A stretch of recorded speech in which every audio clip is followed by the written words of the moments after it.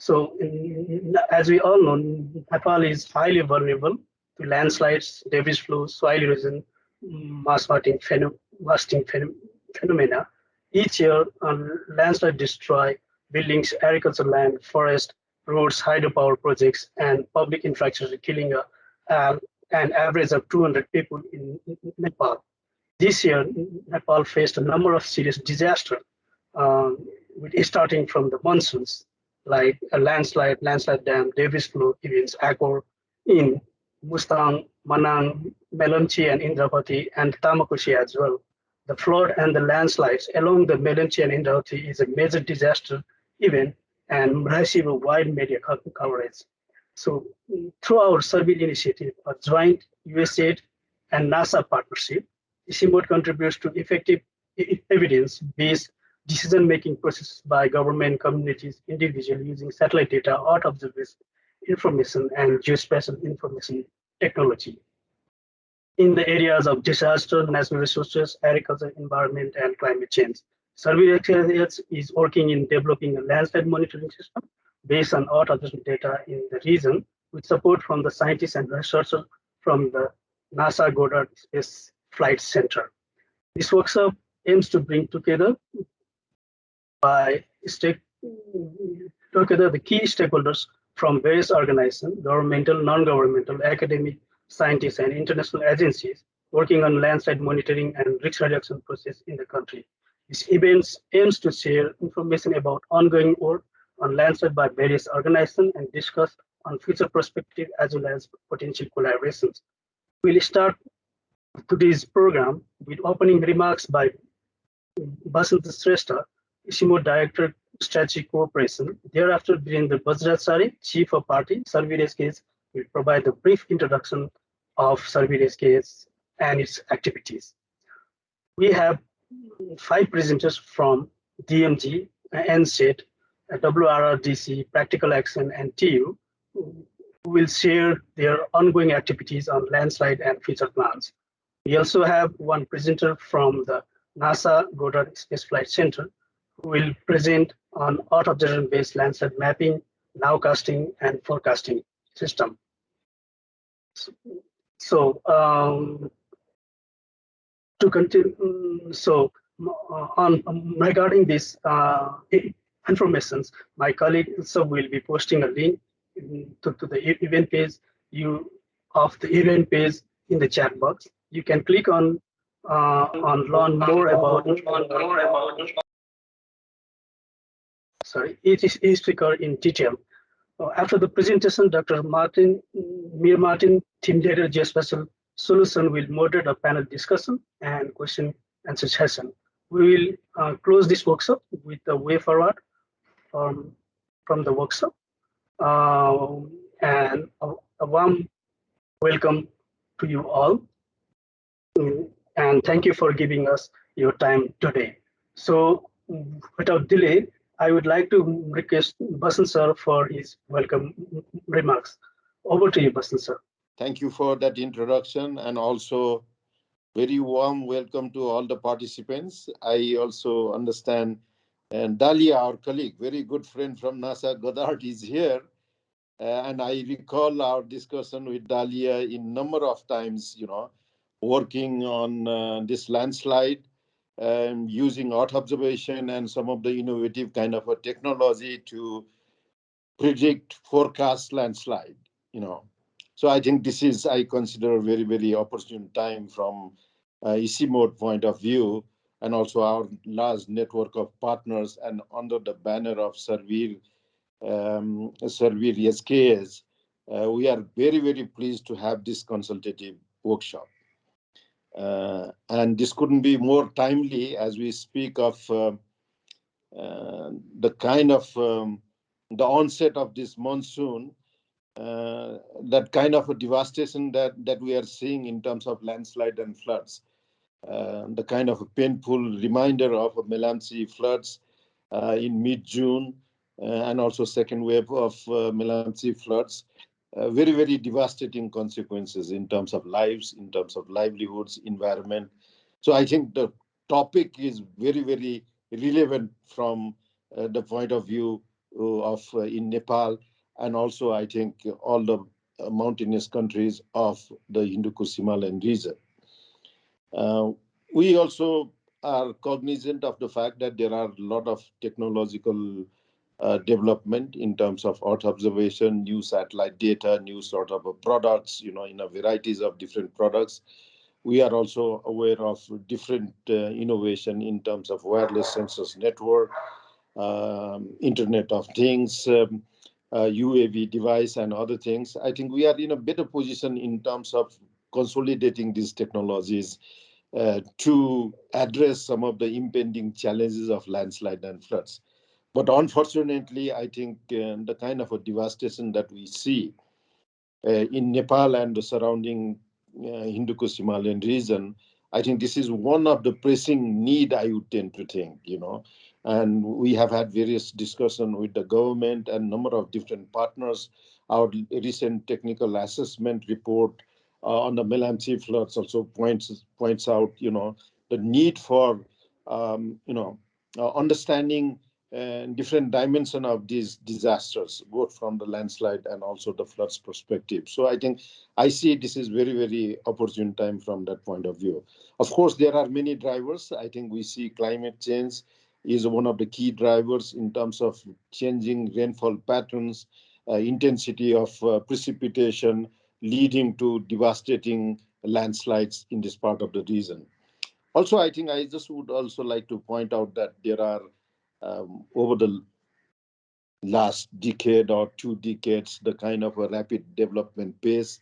And also I would tend to think that the dozer culture, making these roads to different mountain areas also aggravated the kind of a situation. And if you go around Nepal, mid hills or high hills, you will see this rampant kind of landslides all across Nepal. I think this also points out to the fact that there are certain regulatory framework is needed from the perspective of a policy side.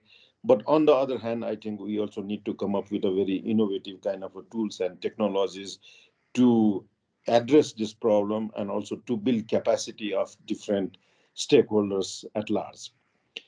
My last point, I think, is Dalia. We have had many times that discussion. I think to initiate this sort of a program in Nepal and in the Hindu Kush Himalayan region is a high interest to ICIMOD, and through survey program, we would like to see the kind of a partnership with your NASA Goddard Center and other relevant stakeholders. Having said this, perhaps starting with some pilot sites which can be replicated elsewhere could be a good way to go forward. So I'm sure Birendra and other colleagues are putting up effort in terms of looking at these technologies and setting up a pilot kind of a study, which could be a demonstration or the learning for many other partners and also different ICIMOD countries as such.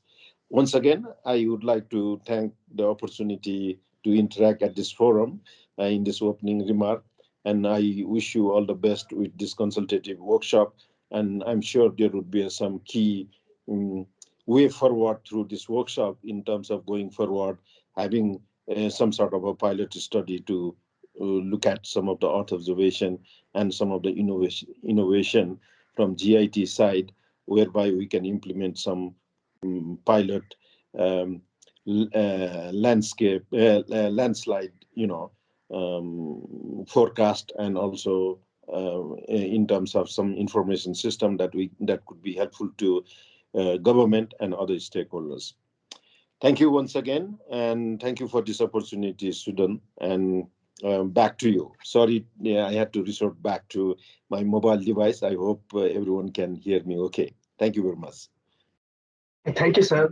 Thank you so much for your overall picture and broad picture of the landslide part in Nepal and in the Kush Himalaya, as well as the highlighting on the present situation in Melamchi cases and giving us the way forward part. So, I would like to request Birendra Bajracharya, to introduce the SERVIR, a joint initiative of NASA and USAID, and our effort on using the Earth observation and geospatial information technology for disaster risk reduction in the Himalaya region. Over to you, sir. Thank you, Sudan. Good afternoon, good morning, good evening. I'm Birendra Bajracharya, Chief of Party with the SERVIR-HKH. I'll be presenting very briefly on SERVIR's efforts on disaster, mainly relevant to the discussion that we'll be having today. Let me quickly share my presentation. So coming to the disasters and ICIMOD's response in the past, as already mentioned, we have just last week prepared a report on Milamchi's flood disaster based on our assessment. Similarly, there was a larger flash flood event in Chamoli in India. We have seen larger events in Afghanistan, in Myanmar, in Bangladesh. Even in Nepal, we had so many past events like Zuri landslide, city flash floods. Again, in Pakistan, Atabad landslide dam, and again, Kashmir earthquake. So we have been trying to respond to these events as and when required on an ad hoc basis. And recently, we also felt that there is a more concerted effort required from ICIMOD's perspective. And we formed a disaster task force where we come across different programs at ICIMOD to see how we can contribute in a meaningful way in cases of such disasters. So one of the major involvement, ICIMOD's major involvement in the disaster was the Gorkha earthquake in 2015, where we were also the affected, badly affected. And that time, SERVIR got directly involved, mainly in terms of developing a data sharing platform. And also through NASA, through SERVIR's network, there was an inventory for landslides in these 14 districts of earthquake affected districts. Again, we did some studies along the Portuguese River to see the landslide susceptibility as well as the risk area mapping. And also we came up with a disaster monitoring management system. So going back to SERVIR again, SERVIR is a joint initiative from NASA and USAID. It's a global program where we have 5 regional hubs in Amazonia, West Africa, East Africa, SKH, and in Mekong. And we are collaborating as regional hubs with each other as well as with many national partners. And our main purpose is to build capacity of people and institutions to integrate Earth observation and technologies and such technology innovations, mainly to look into the development challenges, and disaster is one of them. And our major areas of interest are agriculture and food security, land use, land cover, and ecosystems, water and hydroclimate disasters, weather and climate, and air quality, where we would like to again foster strategic collaborations across scales and sectors so that we can achieve sustainable solutions. Just quickly going to the activities that we have been doing in the past on disaster is mainly high impact weather assessment tool looking into the extreme weather events, which is up and running during the monsoon pre and post monsoon seasons. Also translating that into the flood information for each stream, and mainly to improve the early warning system for floods. And also the flood intensity mapping, mainly on forecasting the damage and impact assessment. However, we felt that during this monsoon season, it is not only the floods, but earthquakes. So landslides are equally important because all these extreme events and floods also trigger landslides, and that affects even more people and property. So our main target of SERVIR is, again, we have a slogan called Connecting Space to Village, where these systems, these studies that we do, ultimately we want to see that they benefit the communities. And our slogan, Connecting Space to Village, is again to work across the scales, across the geographies, to see how we can really come up with solutions in a more practical and solutions that are really useful at the ground level. So we normally start with the service planning approach, which states a very high emphasis on problem identification and needs assessment, because we come up with solutions, technological solutions, without much consultation on the ground, and that sometimes end up in the systems which are quite heavy, technologically heavy, but again, not so much useful at the ground. So we give very high importance on the needs assessment, consultations, partnerships. And if we start designing our services through this approach, then ultimately we can come up with service delivery which can create an impact. And user engagement, capacity building, we see as a core functions to achieve these all. If you look at the service network, again, we work together with NASA and USAID as our main partners, but at the same time, through NASA, we have a number of applied science teams, and Dalia's NASA Goddard is one of those applied science teams which is working with the Mekong Hub in terms of landslide mapping, monitoring, and also forecasting. And our discussion with the Mekong Hub on how we can also scale up these same approaches in our region to see how it can be contextualized for our needs. And we had a number of discussions on how we should go about it. And we came up with the idea that we should first start looking into what are already being done by other partners, other stakeholders, what are the real needs, and how we need to be customizing these models, tools, and so on.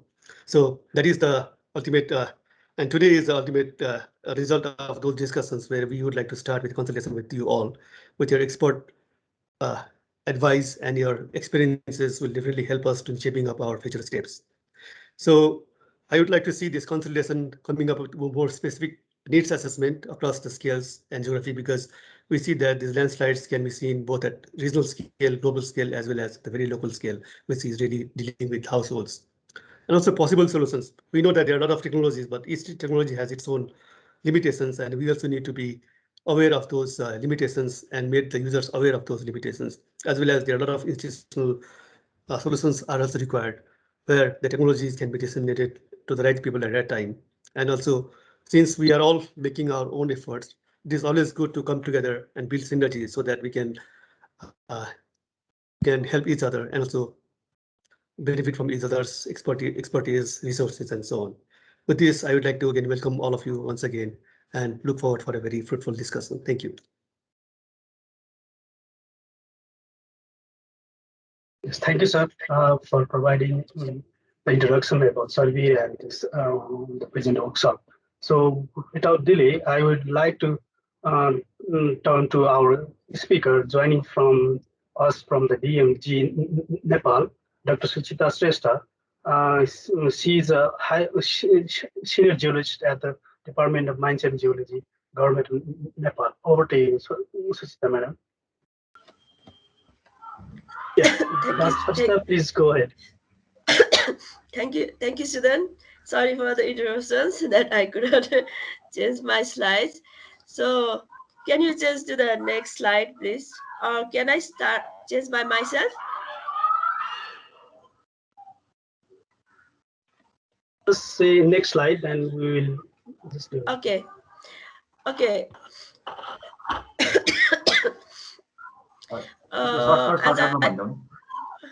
As I already informed that DMG is established in 1977. Okay, next slide. And this is the history of landslide study from DMG. There are the different types of different reports you can find in our library. So next slide. So main role of DMG in landslide risk reduction is to preparation of landslide inventory maps, preparation of landslide hazard map and susceptibility map. And the most important nowadays, the DMG is working on the emergency geological study as demanded or requested by various government organizations such as Ministry of Home Affairs, municipality, and other organizations. So on the demand of these organizations, DMG did the emergency geological study and sent the report to the respected organization. And in this study, DMG will carry out the geological study of landslide affected area, find the cause of landslide, recommended suitable mitigation measure, and identify the geological. Please. Next slide. Okay, these are the some landslide hazard zonations map prepared by DMG. Next slide. So these are the some landslide inventory and landslide hazard zonation and subsidy map of a various part of the Nepal. And beside this, there's a number of a susceptibility map prepared and presented in a bulletin also, which here I'm not presented here. Next slide. Okay, in the landslide inventory database, DMG had already prepared the landslide inventory map of a province 1, province, Bagmati province, Gandaki province, and Lumini province. Now the 2 provinces are left, which we are going to prepare in next year. Next slide. Okay, in emergency geological study, after a Gorkha earthquake, on the demand of NRA, National Reconstruction Authorities, DMG, whole DMG staff were mobilized for the rapid assessment of a landslide on a affected district. Here you can see 125 local bodies within a 19 district was studied as a rapid geological survey. And for the detailed geological survey, about 8 districts for a 107 settlement was done. So these all are rapid as well as a detailed geological study was done by a DMG. Next slide. These are the districts names which are detailed study done. For example, Dhading, Dolka, Rasua, Gorkha, Nuakot, Okholdunga, Ramechhap, and Sindhupalchok. Next slide, please. As I already mentioned that the DMG from different organizations, DMG get a request letter for the rapid assessment. In last fiscal year 77-78, the various authorities, government authorities such as MOHA, NDRRMA, Urban Development, Department of Urban Development, and various district administration office or local bodies, for example, different municipalities, village development, we get a request on for the rapid assessment. Next slide, please. These are the district and village development and Gaon Palika or a Nagar Palika municipality where we had already did the emergency rapid emergency landslide assessment. For example, district is Parbat, Magdi, Lamjung, Gulmi, Dadeljura, Kabre, Nuakot, Magdi, Acham, Argakhachi, Siangja, and Nuakot. And after assessment of all these landslide, and we prepared a short report on it and already submitted to the respected organization, government organization. Next slide, please. Besides this, there are lots of more request letters still remain to do. Here I listed some of them.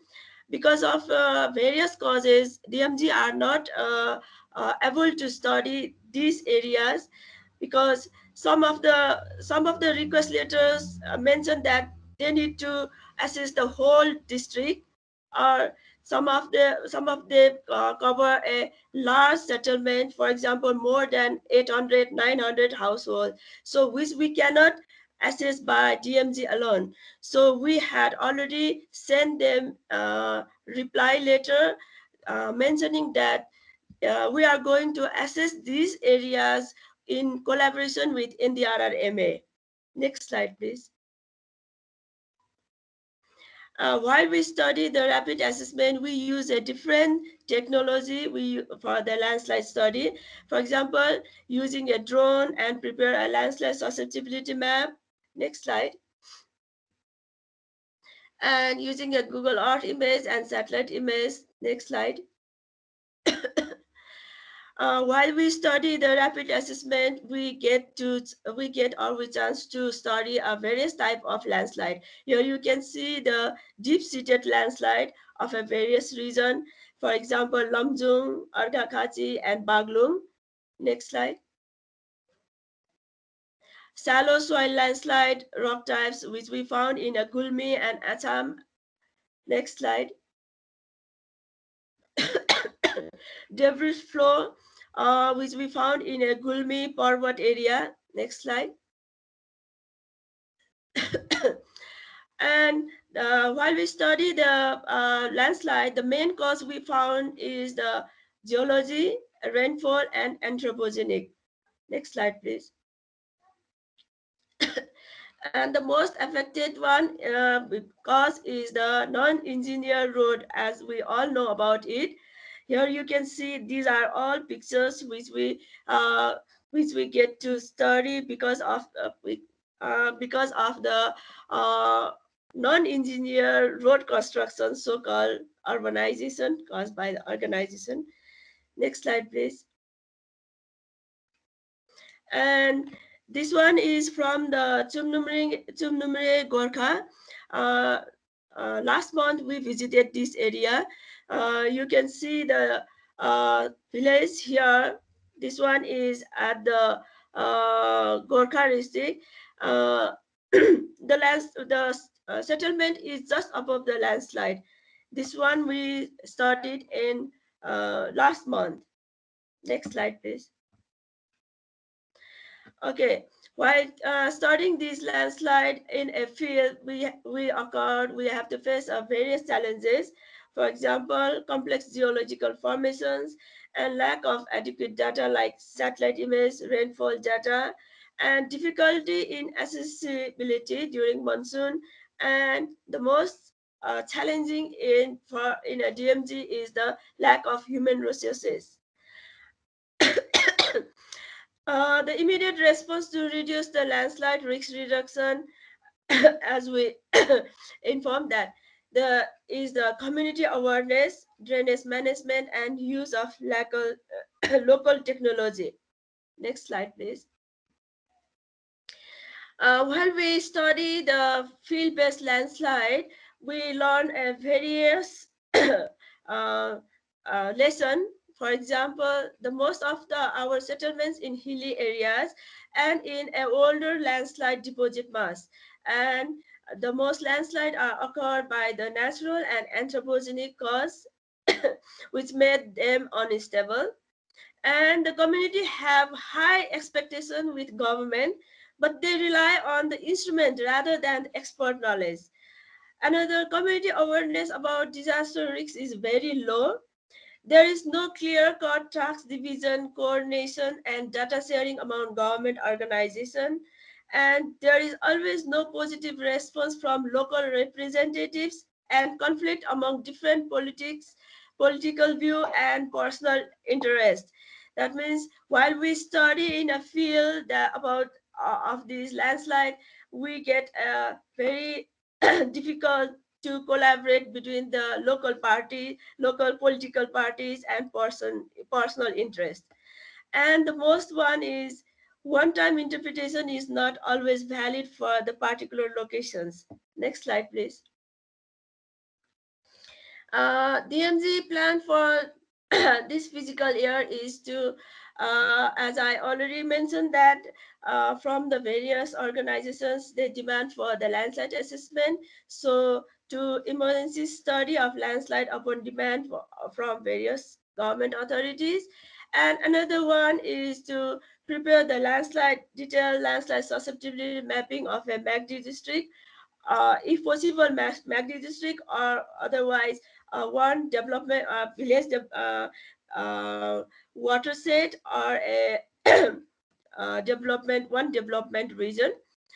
Another next future plan of DMG is to preparation and publications of landslide inventory map of remaining 2 provinces, and study of landslide upon demand of various government authorities.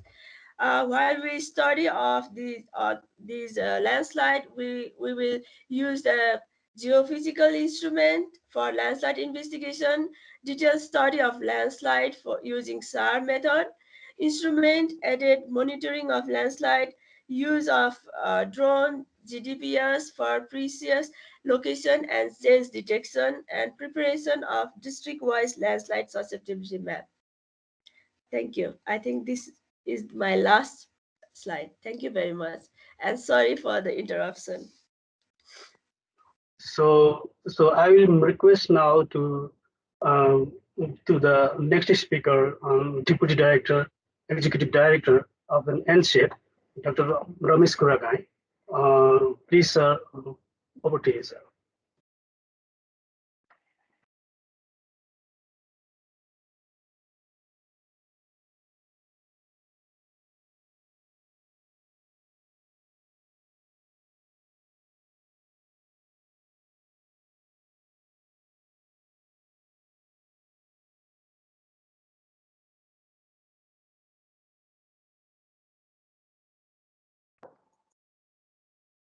Hello, can you hear me? Yes, sir, we can hear you. Can you see my slide? Yes. Yes, we can see the slide also. Okay, thank you very much. Good afternoon, good morning, good evening, wherever you are. I'm Ramesh Guragain. I work as Deputy Executive Director at NSET, and I have two more colleagues, Shrestha from NSET, and also Professor Nick Roger from Durham University.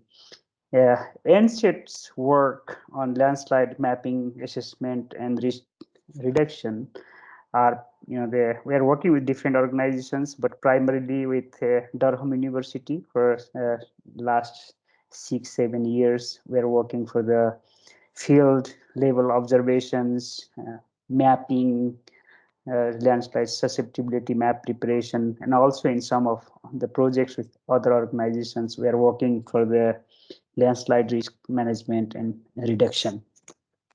So in the next 7 minutes, I'll be presenting, let's say, 3 of our work. We have done landslide mapping work with Durham University. It's basically in the earthquake affected area, little bit large scale work. At NSET, at least 5 or 6 people worked for the last 6 years continuously for mapping the existing landslides and throughout the time series. And also is a part of the USAID supported technical support for resilience community program. Is a part of multi-hazard risk assessment we have been doing and preparing landslide risk map for at least 7 rural municipalities, not large scale but small scale project. Also with the support eco supported program, the main organization implementing it is the People in Need, PIN. At the same time, together with Durham University, NSET, Scott Wilson's, and other organizations, we are supporting in 4 rural municipalities in terms of transferring, communicating the landslide, the problems over there, and also helping them to develop the infrastructures considering the landslide risk. So the first one, the landslide mapping in earthquake affected area, it was the 14 earthquake affected districts. We used QGIS, different types of the satellite image, medium resolutions like Landsat 8 and Sentinel, and also in some areas near to the, the village or the roads and others, we have the high resolution image, and then we prepare the landslide maps. You can see this is the overall area, and then I'll focus to only this small area. Similar mapping was done everywhere. This was the the area I chose Me, to sir. show. Your slide is not changed, so yeah. I'm changing, so I don't know. Again, same the same problem. I can see it changing, Sudan. okay, okay, maybe. You saw. Okay, sir, okay. Please go ahead. Yeah. So you can you see the some of the landslides and the village right now. Yeah. So it was the mapping was done every year 2 times, pre-monsoon and post-monsoon. Now you can see it's a pre and post for 2014 and 2015, and then the post-monsoon 2015, and then pre-monsoon 2016, post-monsoon 2016, and then pre-monsoon 2017, post-monsoon 2017, pre-monsoon 2018, and then post-monsoon 2018. In the same way for the 19, and then this is how in chronological order the maps were prepared. The main purpose was to observe and to analyze the effect of earthquake, Gorkha earthquake. This was in the earthquake affected area, and then to see the relations, but at the same time to observe how the landslides actually get worse, or and how they get changed. So that was the one of the purpose, together with the mapping of the landslides in different area. So you can see this is the the result of that analysis. We have this monsoon, this slightly dark blue, or let's say light blue color, and the white is the the pre-monsoon. And you can see every monsoon we have more landslides, and then during monsoon, after monsoon, they reduce. And then there was a trend somewhere before 2015, and then that was suddenly increased a lot. And then every year of those mapping, in terms of the area of the landslides and also the number of the landslides, you can see this is decreasing. And then after 6 years of the time, you can see it's almost similar. So this is the one observation. But at the same time, the some of the landslides actually worsen in terms of the area. They get bigger and bigger than what it used to be in 2015. There are many points of the observations as a summary, but I will highlight on this few. It's a landslide which is extensive, but impacts are highly localized. The earthquake impact is still dominant and likely to continue, but the wider changes to the landscapes is observed, and most at-risk locations in Nepal can be identified before a landslide occurs. The other work is we are working with 7 rural municipalities with a USAID supported program. As a part of the multi-hazard risk assessment, landslide is one out of the 4 or 5 prominent hazards over there. It is more detailed in the sense that we have every household also map together with the the hazard map, the susceptibility map prepared. We could calculate the casualty and the risk of the potential damage to the households, infrastructures, and others in detail on those work. The other one is we are working with the eco funded programs, several organizations you can see here in the left, and then it's mainly to work with the local governments and the communities, but at the same time with the NDRRMA, so that whatever lessons we learn are transferred or replicated, if good, to other areas also. The whole idea is, even if we prepare a very good map, it's very difficult for the communities to understand, and unless they understand the the regions and then type and others, it's very difficult. So we use some innovative ideas. NSET has a long experience of shaking table demonstration for earthquake. So we prepare similar physical, models for the landslide, and then we demonstrated both, rotational as well as the water-induced landslides, and then we could show the difference to the people.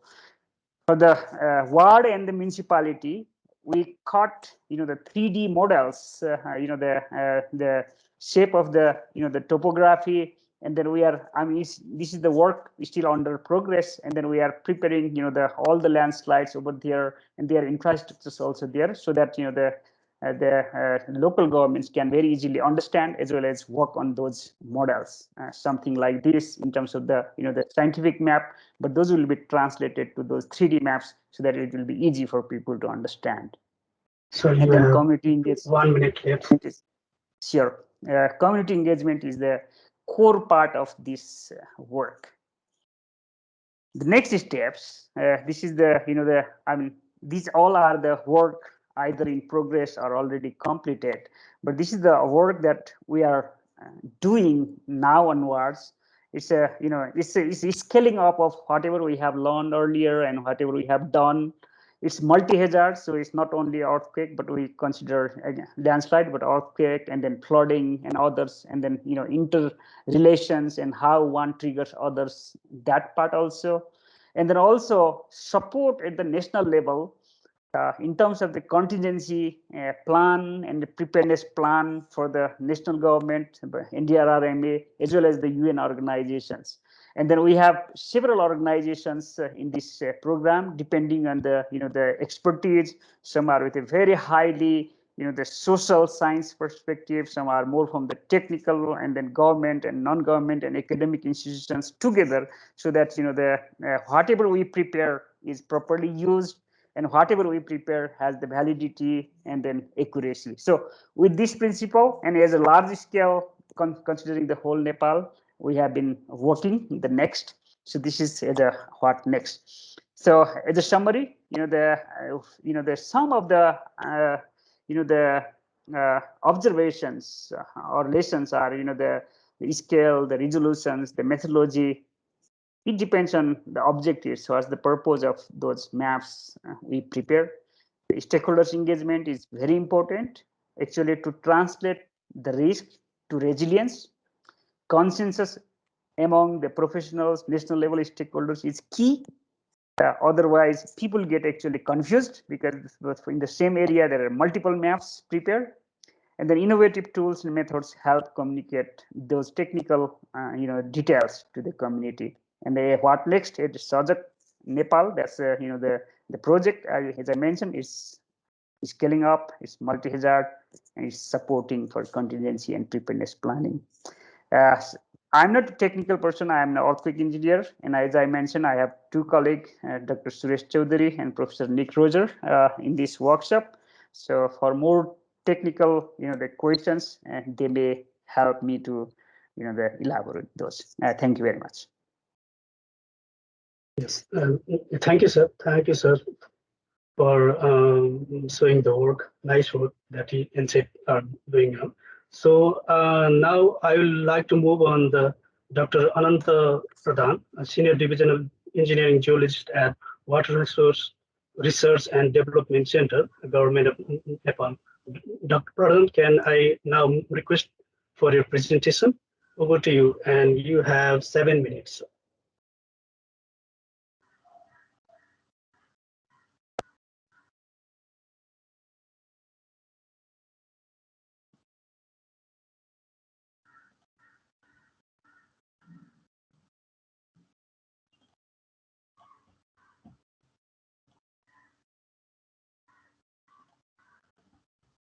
Thank you. So then, can you see my presentation? Yes, I can see the presentation as well as hear the voice. Yeah, please go ahead. Great. Yeah. This is the problem. My internet is not great. Thank you so much for having me here. Good afternoon, everyone. Today I'm going to talk about understanding landslide risks in Nepal, but this topic is too vague, too heavy topic, So I would like to divert. I would like to summarize these findings. This is my coverage of presentation. Why landslide matter? Trend of landslide occurrences in Nepal. Spatio-temporal distribution of landslide susceptibility, and rainfall threshold. I will summarize in the postulates.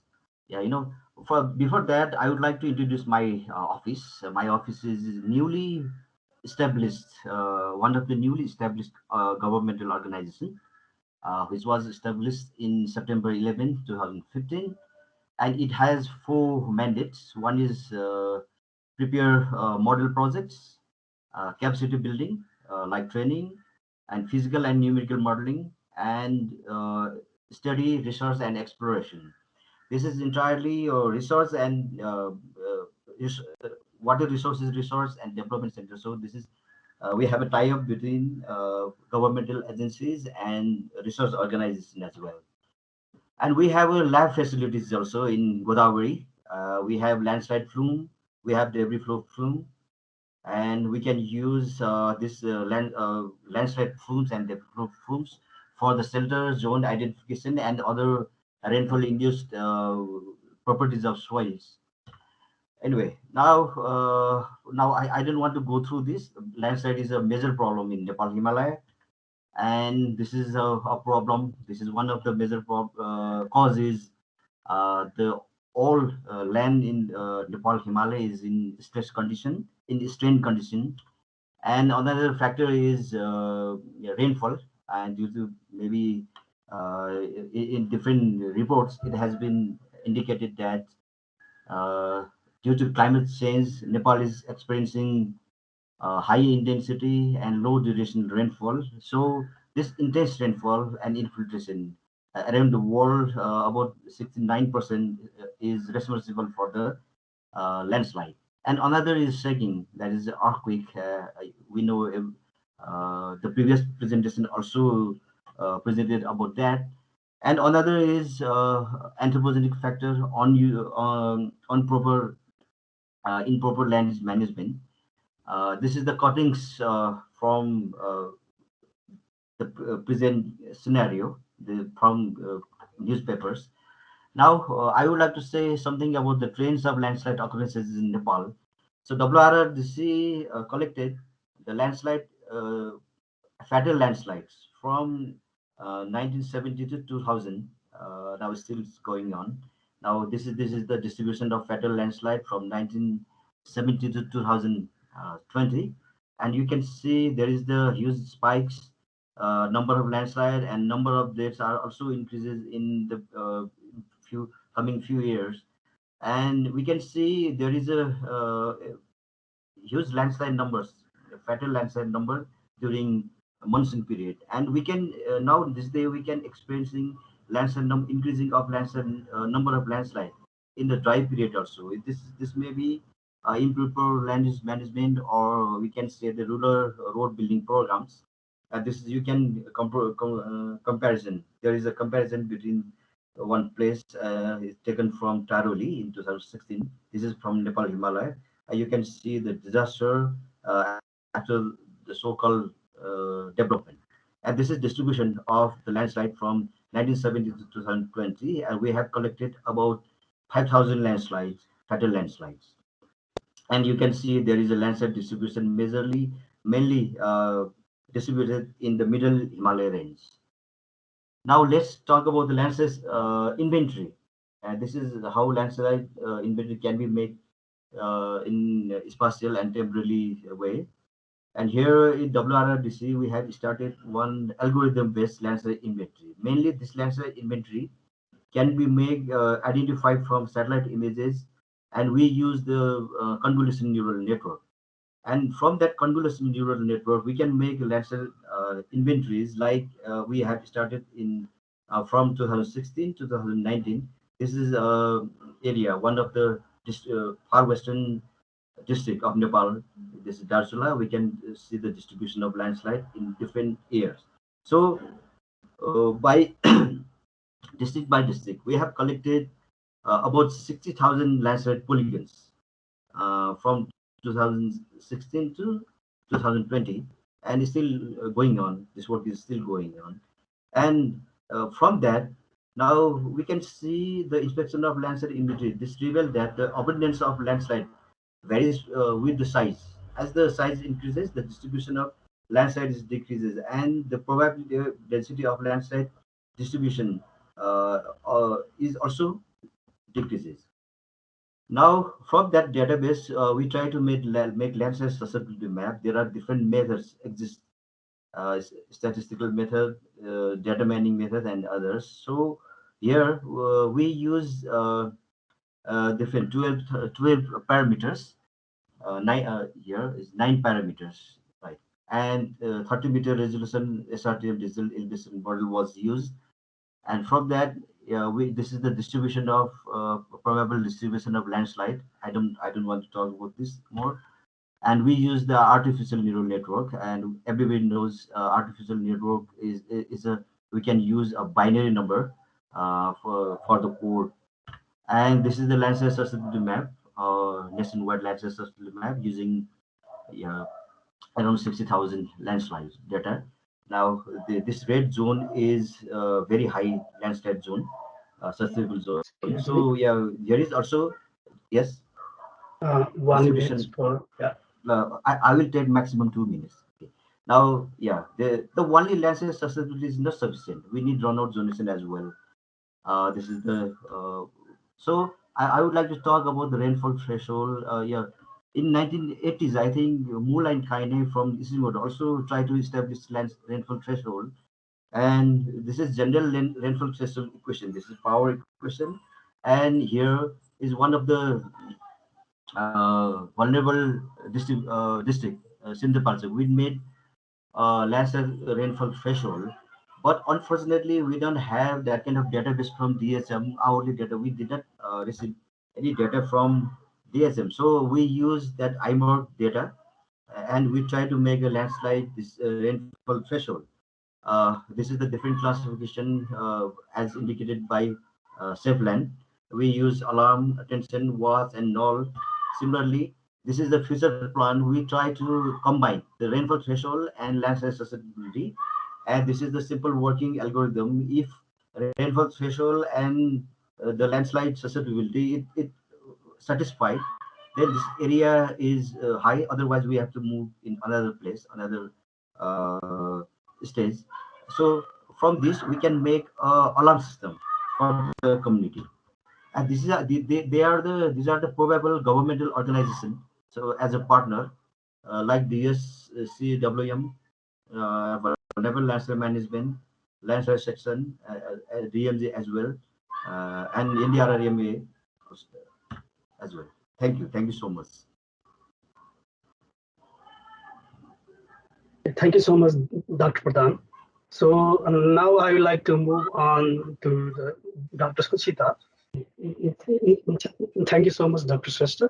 So it's nice, even in the difficult situation, you have given a nice presentation. Thank you so much. So now I will like to move on to the next speaker, Dr. Dharam Raj Uprety, Thematic Lead of Climate Resilience with the Practical Action Nepal. So over to you, sir. And please make us short to the 7 minutes. So. Can you see my slide? Yes, sir, we can see, and also the sound is good. Yeah. So it's in full. I'm trying to make it a slide mode, but just press F5, then it will go to. Okay. So.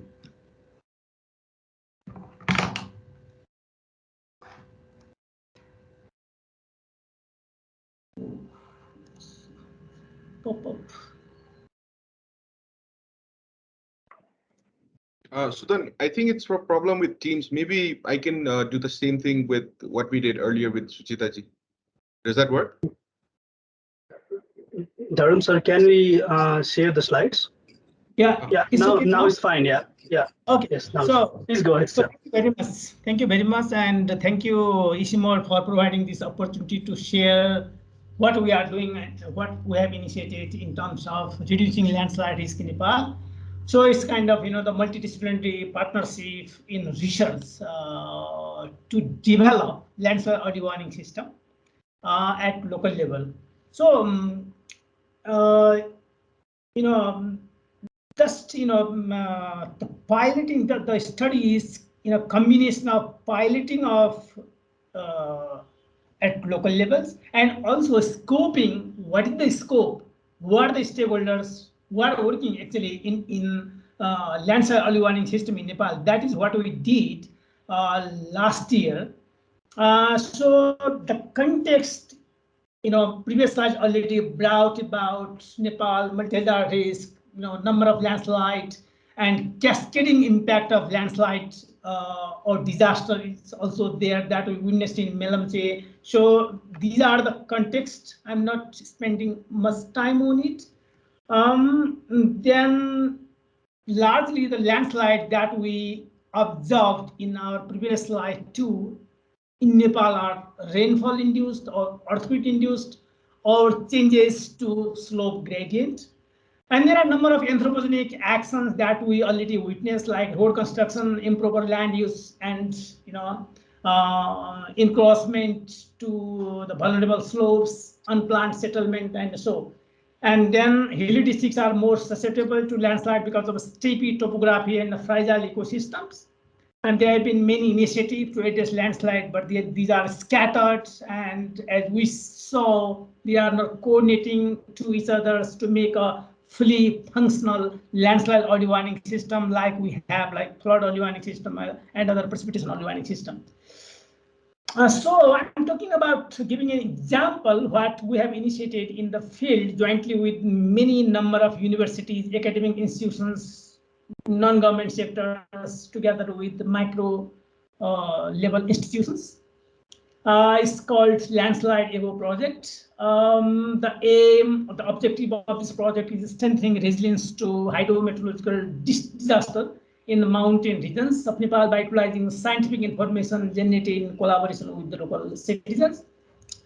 Bridge the gaps between and among researchers, practitioners, and policymakers, research into impact, and then the use of research generated outcomes to inform and influence policy and the practices. So these are the number of institutions to whom we build a kind of partnership to make a kind of holistic landslide early warning system that support to the government of Nepal.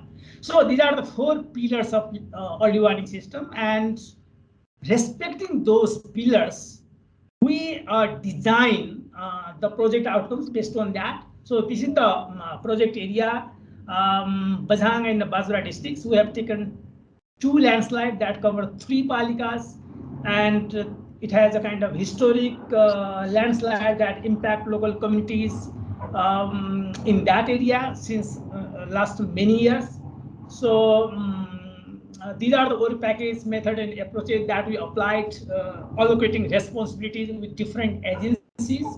So work package 1, like hydrometeorological characterizations and predictions. So it's the role goes to Imperial College, Department of Hydrology, Meteorology, Tribhuvan University, Sudan, Lancaster, and Practical Action itself. The main intervention design are participatory monitoring and citizen science approach that I'll show in later slide. Then data merging and hydrometeorological modeling, hydrometeorological forecasting and the prediction, and then work package 2 designed in a way that landslide and the flood risk mapping and prediction, and the number of universities that are involved on it, and their role actually data collection using classical and the participatory approaches, baseline data set development, and also combining both physical science and social science approaches. And then work package 3 is knowledge co-generation, and it's kind of polycentric risk governance. So different agencies have different role and then different decision-making system. So that is what we name polycentric risk governance. So participatory disaster risk mapping and monitoring, then community disaster resilience assessment and design of risk governance and arrangement. Then work package 2 is largely the impact operational disaster risk reduction and resilience building. So risk information collection, knowledge dissemination, data processing, technologies for participatory monitoring, training, capacity building of the local. So these are the devising of this project. And then one of the approach that we applied and quite popular among local community is the citizen science approach that we applied in the schools, involving school students, those who participate and who learn at school and take that message to their home, to their families, and that diffusion impact actually take place so that many community members understand the risk and then also realize and internalize the risk is there. So that is the approach that we have applied. And these are the number of activities that we have conducted as a part of social science, citizen science approach together with the physical science. And then collaborative mapping with citizen scientists, where are the rivers, where are the forests, buildings, and so. Sorry. Yeah. So these are the number of activities, how we bundled the social science approach with physical science and then verify those to identify the risk area and to understand local knowledge on landslide, and then understand the risk and also understanding the local ownership. So that is what the number of approaches we apply. 1 minute, please. Yeah, I'm just concluding. And then these are the progress, like open source mapping, citizen science, as I mentioned earlier, then orientation, mainstreaming landslide is in municipal plan, then number of household survey, then risk sensitive land use planning to validate and inform to the local decision makers, then orientations, of course, to the municipal communities to understand what are the risks, what is the early warning system, how early warning system actually localize to inform local communities. So monitoring devices are installed like corner reflector and rainfall monitoring stations, ground sensors that determine soil saturation level, link with precipitation that we already shown in the earlier slide, municipal level pole display board that we plan to install, then data analysis and threshold determinations all in work in progress. So that is what we already understand the role of different agencies, but you need to consolidate to make a kind of uniform and kind of sustained landslide early warning system. So the role of different agencies mentioned there. I'm not going detail into that. These are the something research outputs that is coming up and number of that in pipeline. And there are a number of way forward that Nepal need to take forward, like improve use and existing knowledge and resources, localize hazards and susceptibility assessment, then develop impact-based forecasting, improve forecast skills of the agencies, then establish and clarity coordination and in between and among the institution, increase data collection, accurate data collection, so that we could provide accurate information beforehand.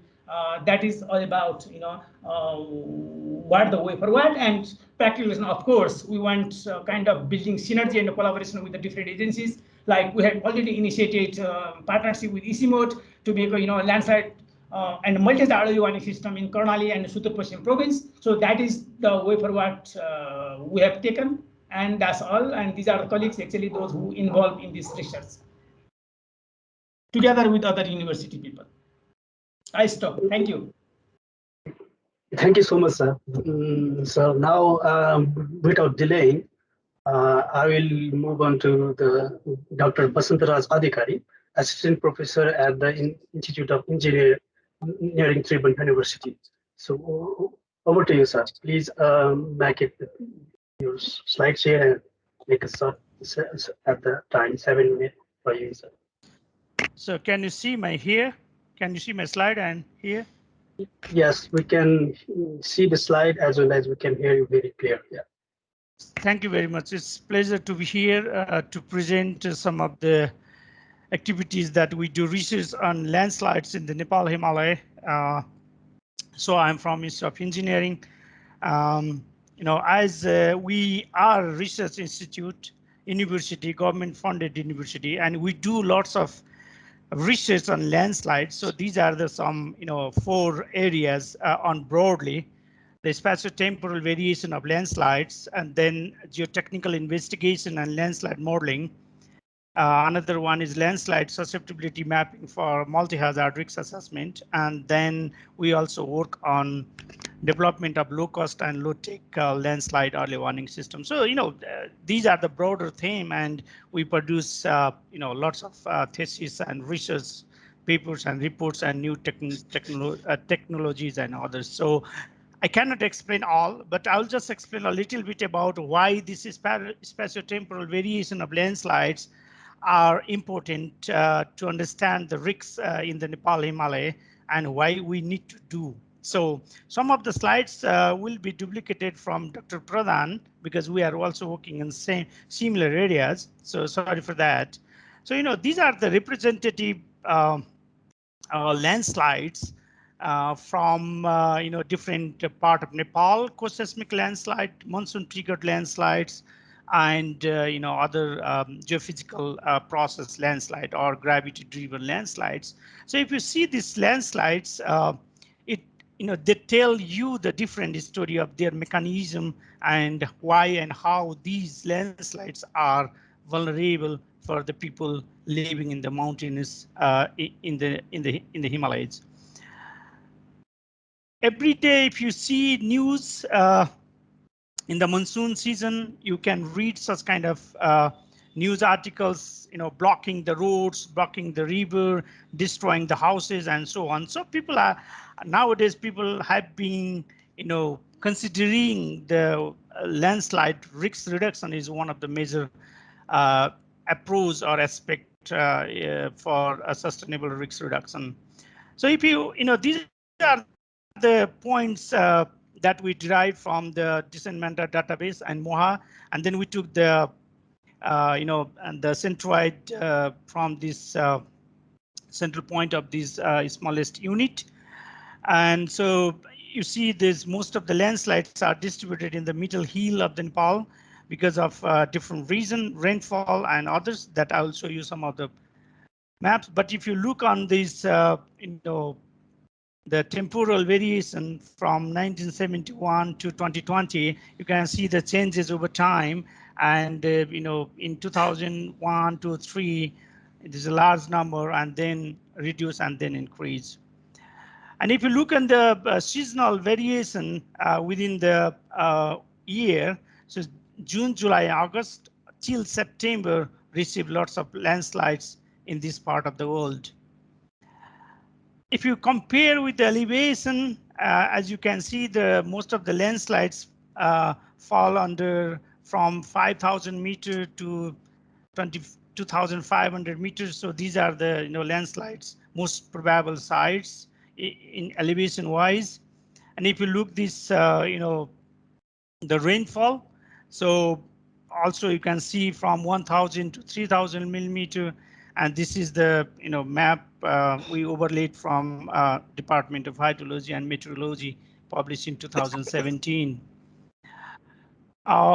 Geologically, as we know, the lesser Himalayan rocks with low-grade metamorphic rocks are highly vulnerable for landslides, and most of the landslides are located in these type of rocks. But not only that, higher Himalayan crystallines and shivalics also we can find lots of landslides. So this after the necessity for the country is to define the early warning system based on regional based early warning system like rainfall. So this is the one example that developed back in 2008. And this is unpublished from Dr. Pradhan. I found in somewhere in the internet.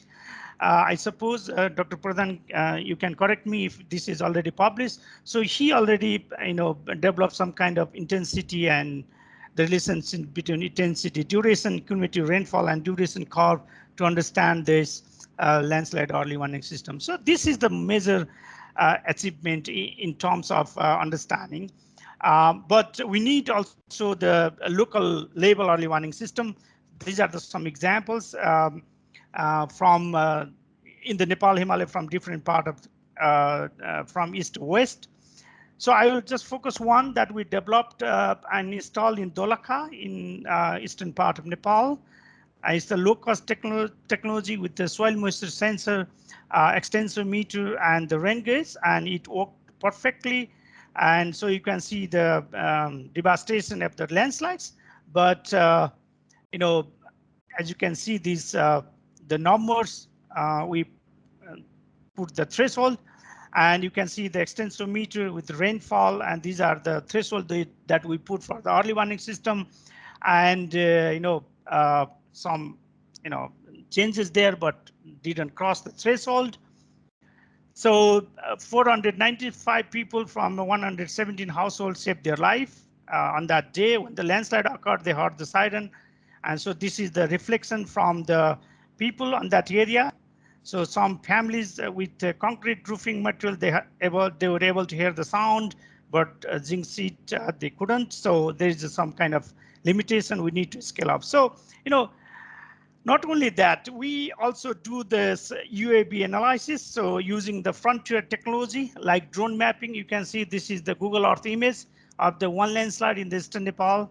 And this is the UAV image, drone images that we are processing currently for the research. So thank you very much. I stop here. So thank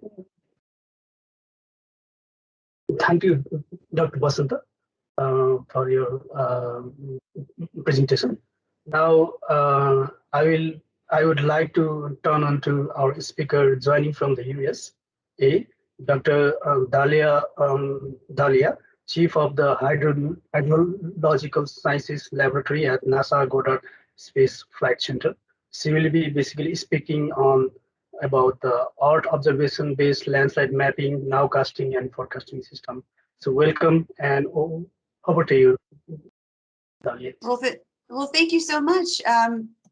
Just a sound check and make sure you can see my slides. Yes, we can see the slide, and sound is also good. Excellent. Well, thank you so much for organizing this, and to my colleagues, Basanta and others. It's so nice to see you virtually. I hope we can meet in person soon.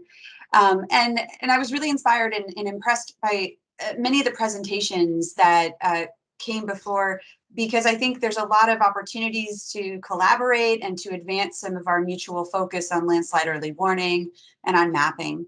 So what I'd like to do today is present a bit of our work about how we are approaching landslide hazard and risk assessment. We do this globally, but also focus more on Nepal and the High Mountain Asia region, and talk about some of the new technologies that we've been working on, and maybe opportunities to collaborate later.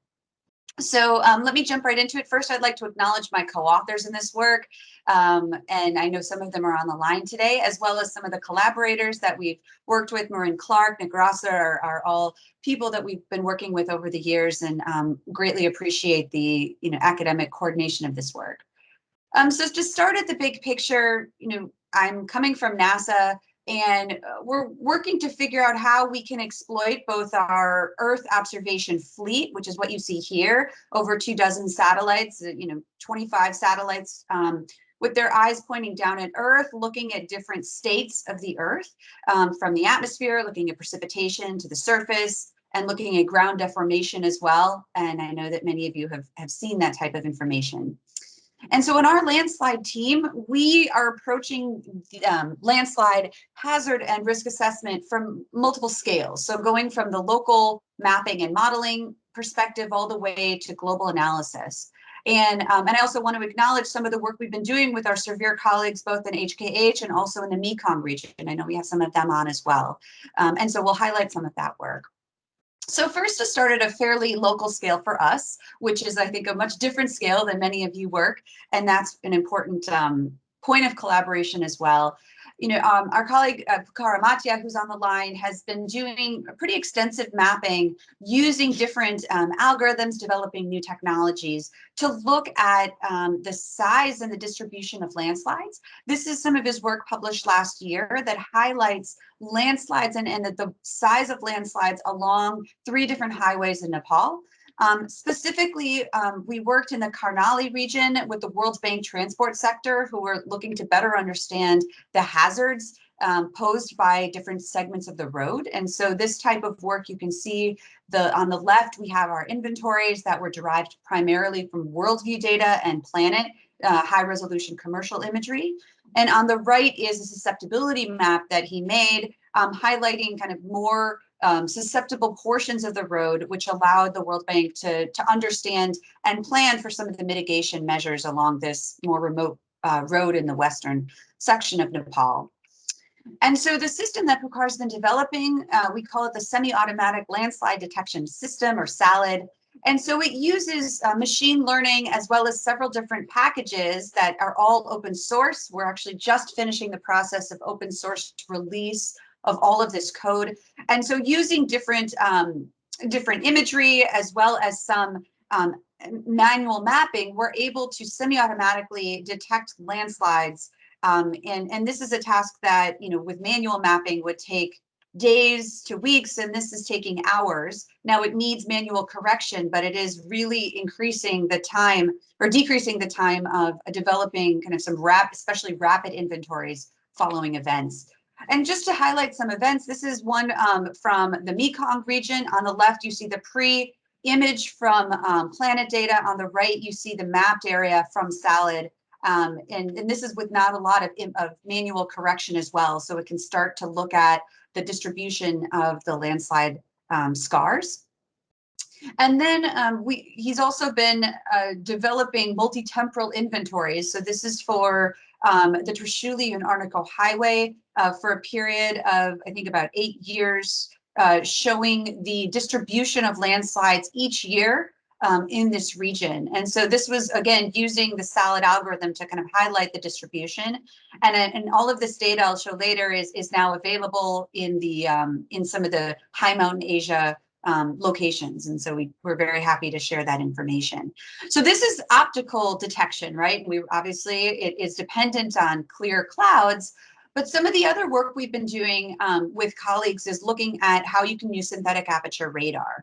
And so this is work published by David Beckert in 2020 to look at some of the slow-moving landslides using a stack of an INSAR time series. And it's looking at these slow-moving events. And fortunately, Professor Rosser was able to field validate some of these big complexes that we're seeing. And so what you see here, these black lines indicate some of these big slow-moving complexes and that were detected by SAR imagery or stack of imagery. And so just zooming in on this landslide in the top left, you can see, if you see the image from Google Earth, you know, the colors indicate the rate of motion. And so on the top, you can see this change. Again, it's not very fast relative to these rapid landslides that we observe that cause significant loss of life and damage to infrastructure. But what this is showing is some of the deformation that's happening in these big landslide complexes and allowing us to kind of ascertain movement. And we see some of these accelerations during the monsoon season and then slowing down again. So this is one aspect of this, of using satellite imagery. And then this is another example. This is from the Jur landslide. This is using different data from Cosmos SkyMed, again, using what we call this line of sight method to look at deformation. And so what this is showing, you can see the landslide pretty obvious in the landscape here. We can also see it from optical imagery. And what we see is the landslide movement over time, right? So we see that there was preliminary deformation of that landslide, and then we see the unfortunate massive failure that happened later.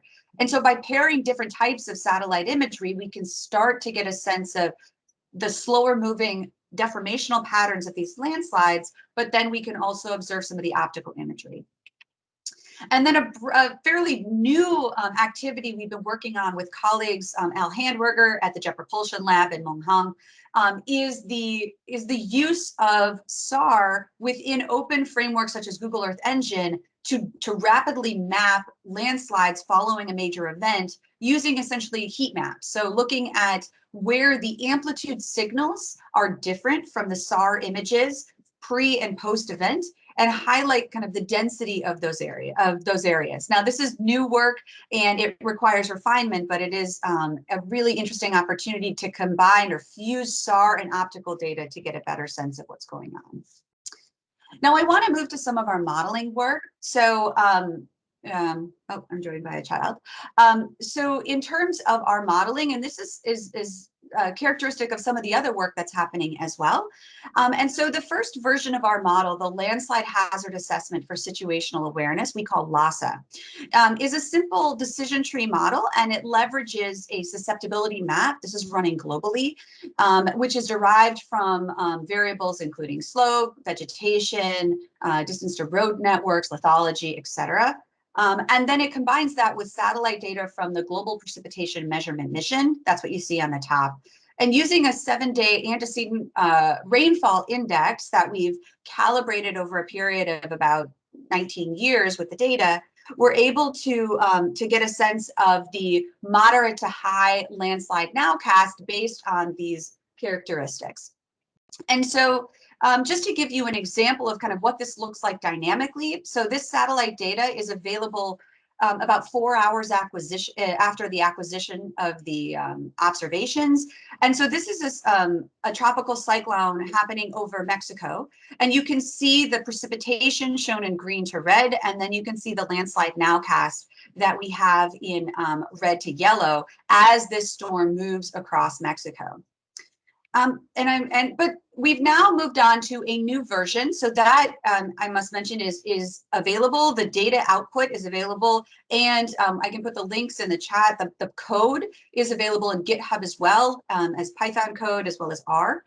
And we've now moved on to a new version of the system, version 2.0, which uses machine learning. And so we rely on inventories from across the world that we've been compiling, as well as with other collaborators have been providing for us.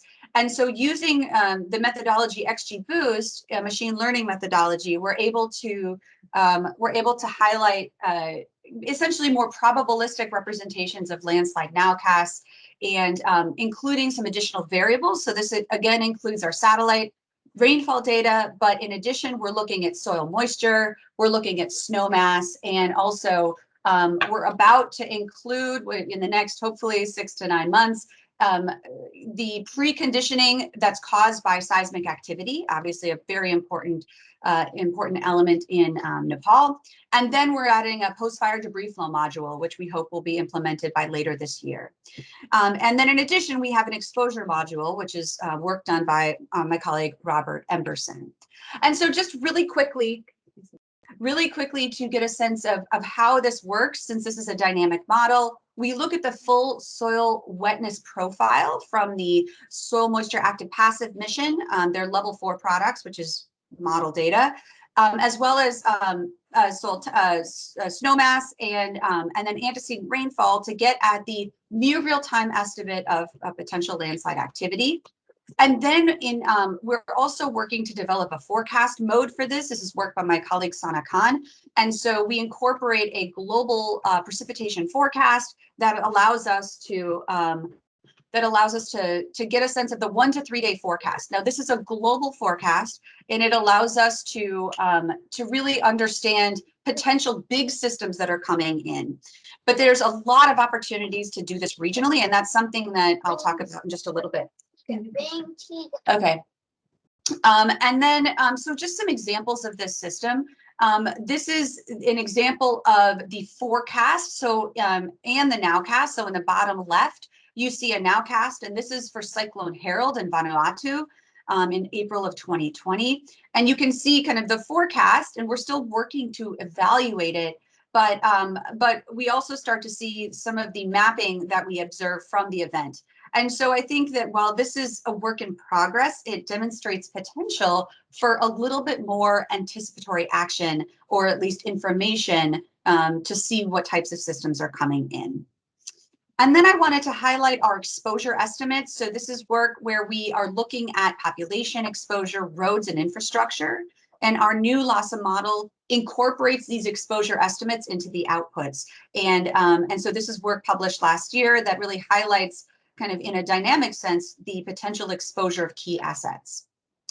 And I want to quickly pivot in the last minutes to our work in High Mountain Asia.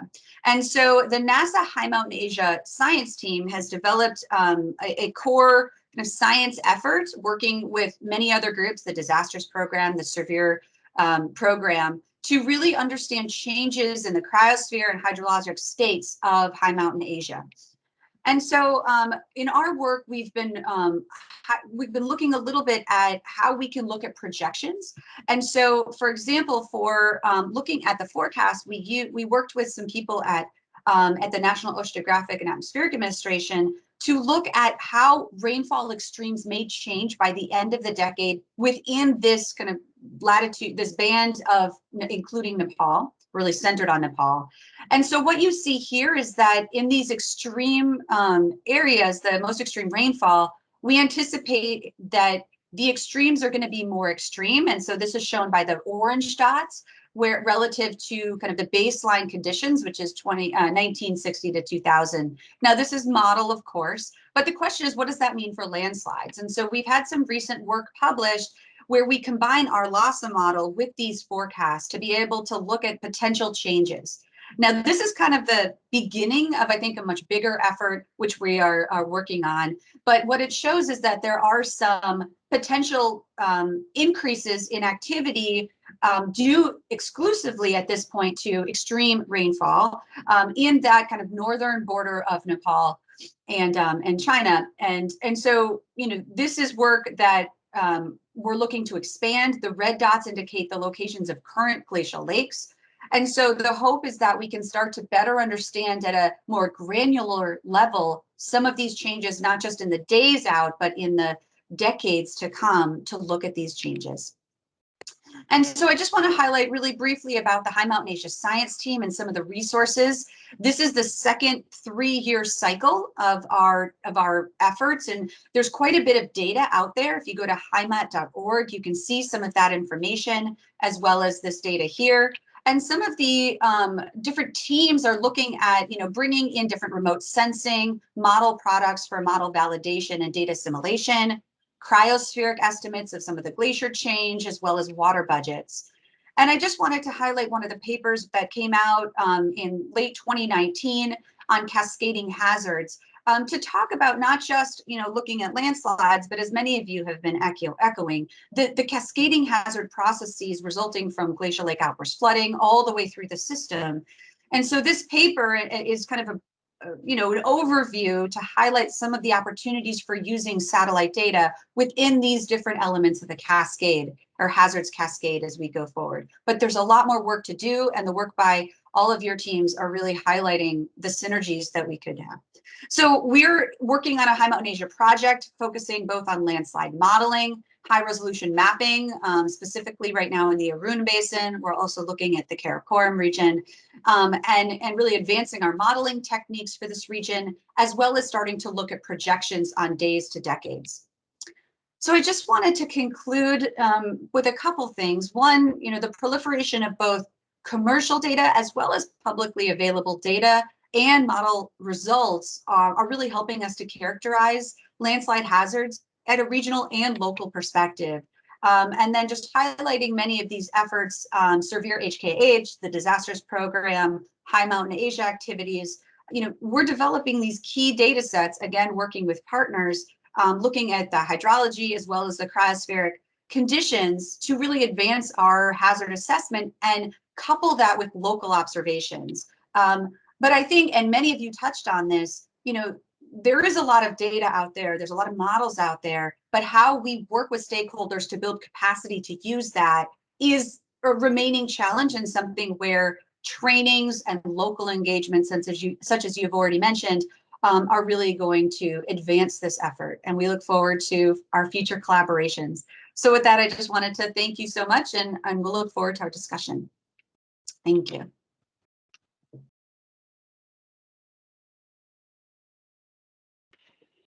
Thank you, Dr. Dalia, for providing us the work and model which can for the nowcasting and forecasting the landslide in that region. So now, without delaying, we can go for our further program.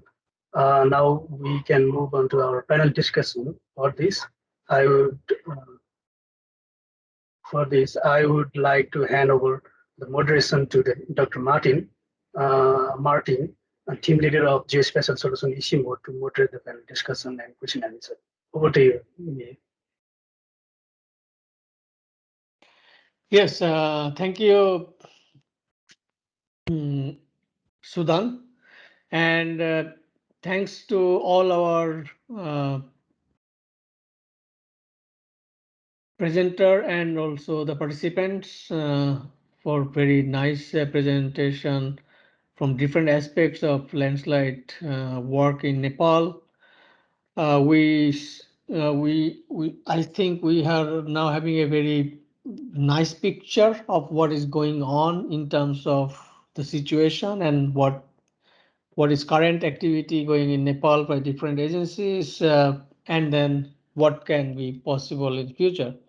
So I would like to now invite, though this is not a physical panel, we are having a virtual panel, but all the presenters will be in a panel discussion to some of the questions that to address that we can have how to go forward.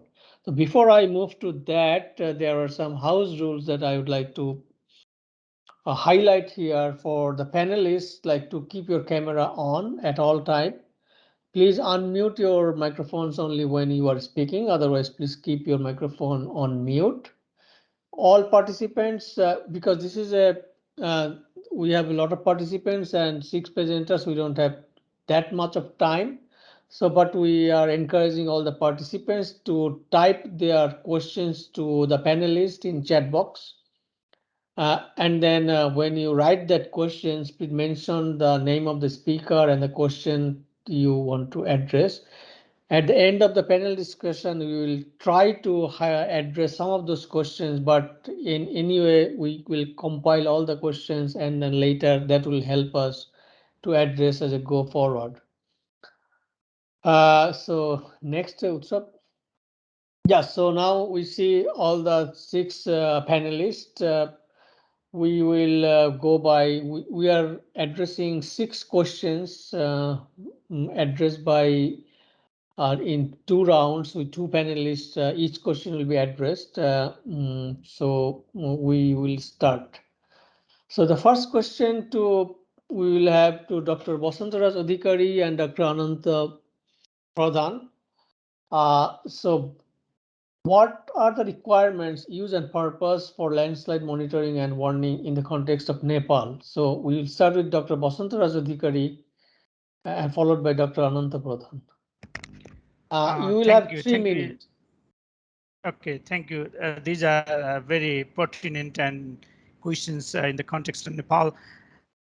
You know, as we being a national university, we have different types of students. They do the different kind of research on landslide monitoring and warning.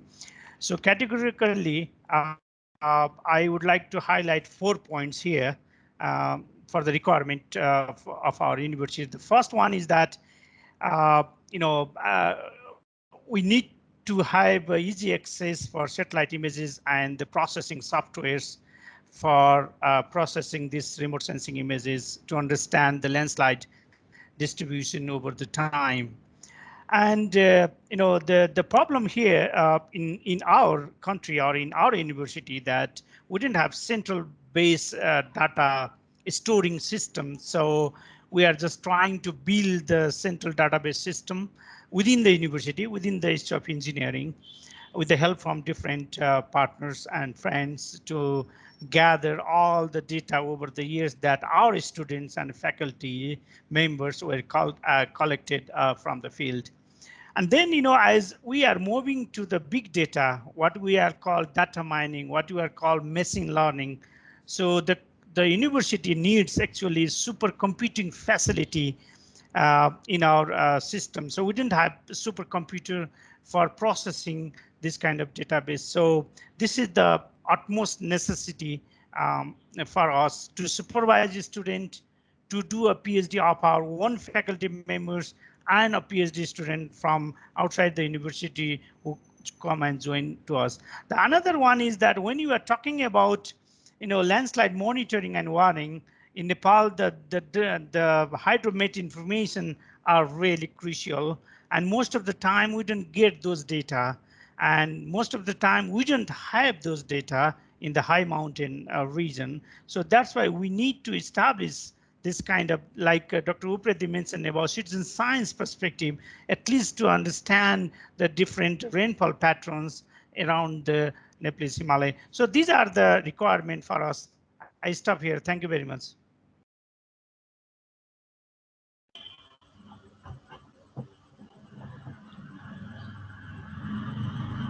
Is it my turn? Dr. Martin, I cannot hear you. Oh, sorry, I was muted. Oh, yeah, okay. It's your turn. Sorry. Yeah, I think it's my turn. So yeah, as said by Dr. Adhikari, so I want to add something. He has mentioned so many things in his discussion. Actually, the monitoring and warning can be done in 2 scales. One is regional scale, and another is site-specific scale. In regional monitoring and warning is heavily dependent upon modeling, prediction, and establishing landslide characteristics with different causative factors. For monitoring, satellite imageries are the best tool, and for warning, landslide disaster should be integrated with another external factors like rainfall. The rainfall data in Nepal from Department of Hydrology Meteorology is very coarse, very sparse. So using this data, number one is very difficult to get the data, And another is the rainfall station. AW is it's a very coarse and sparse. So we need the high resolution rainfall data to minimize the false and miss alarms. And the early warning system is a non-structural countermeasure. So the early warning method for the site-specific method, we need some field-based tools like prototype early warning tools like Dr. Basanta, he has already mentioned in his presentation. So like accelerometer and other sensor is very, it's a useful tool for early warning. Thank you. Yes, thank you, Dr. Pradhan. So, do you think what is the alternative for is the like DHM also provide rainfall warning through their weather forecast that can be utilized, or what is the issue there? So is this for me? Yes, please. Yeah. For for the catchment base, I think yeah it can be utilized, but it is still not reliable because I already mentioned the database is too coarse and it's very difficult to acquire the data from DSM. And we have experience, and in some areas we use the data from DSM, and we correlate that database with another satellite-based radar-based data, IMERS data. And yeah, yeah, we need a some calibration, but alone that IMERS data, yeah, we can use for the forecasting for landslides. Thank you. Maybe we move to the next questions. Utsap.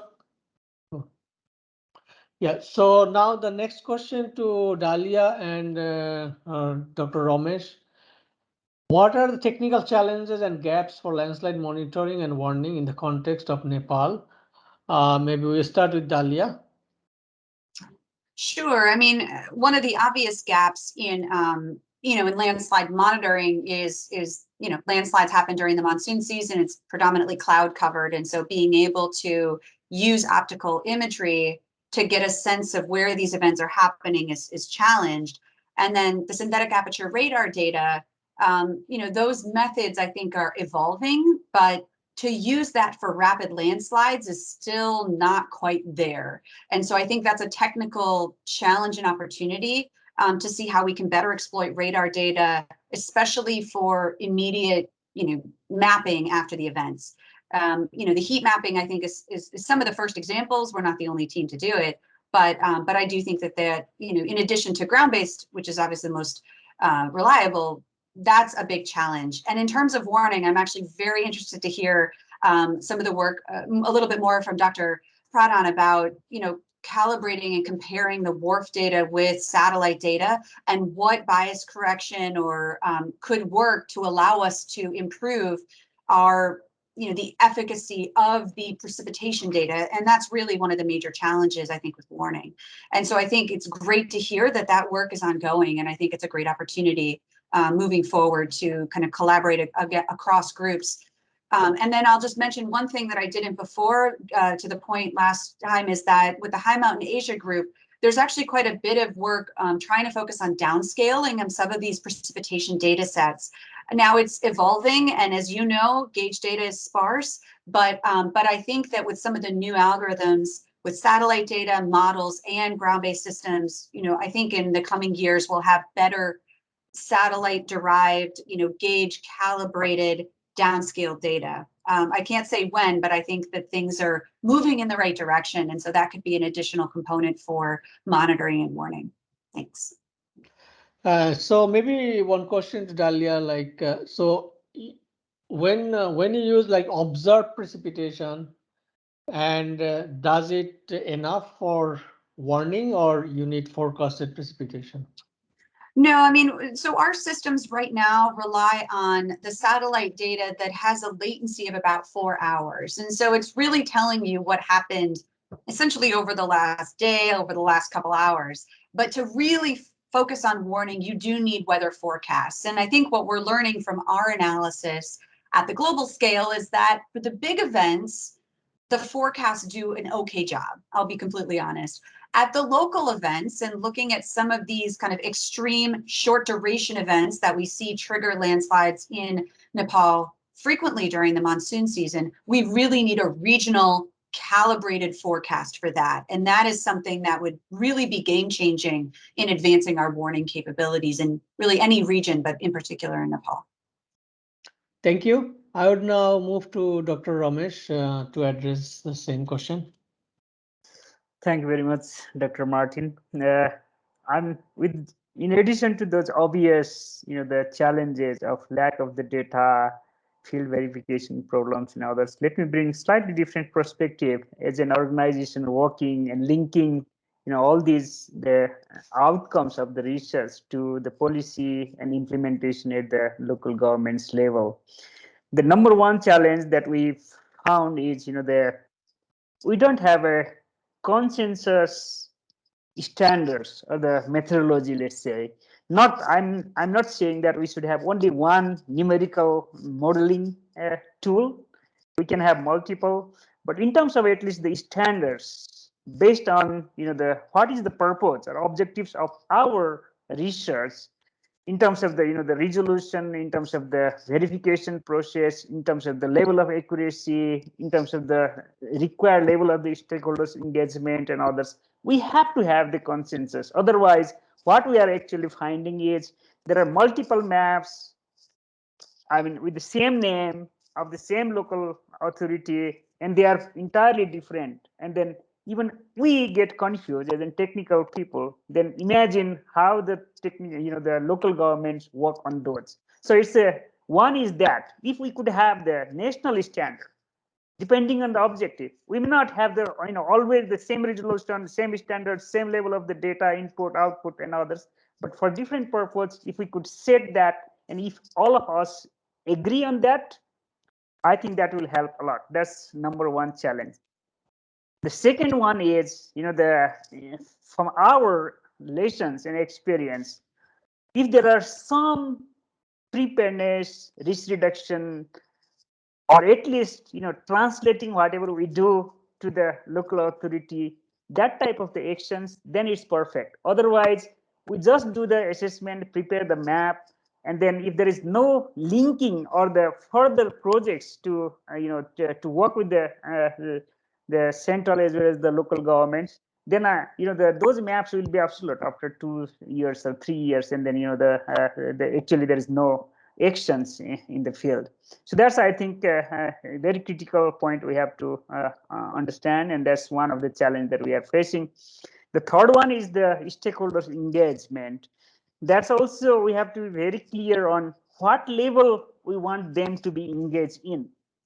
We are sure that in terms of the the running the numerical models or developing the numerical models, it may not be possible for a municipal engineers to understand and do it, but we have to make sure that they are able to update and revise it based on the the updated informations. Otherwise, we prepare a very good assessment and the map, and then it will be useless after a year or two. So that's very critical and important, and we have to have a system that we do the right level of the engagement. Is it just sharing of the information, or is it the developing the model together, or it is what level? So defining that is, I think, one of the challenge, and we have to work on that. So these three are the main challenge from my side.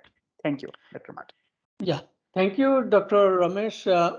So before I move to the next panelist, I would like to say that our scheduled workshop time is almost over in 1 minute, but I hope the panelists and the participants will not have problem to extend the discussion. I think this is a very important discussion going on.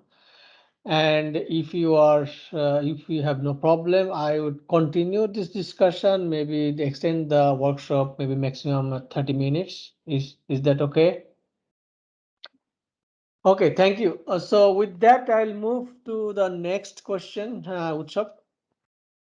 So the next question will be addressed by Dr. Suchita, Shrestha, and Dr. Dharam Raj Uprety on what are the institutional challenges. So we have addressed the technical challenges now. Maybe what are the institutional challenges and some of your recommendation on that.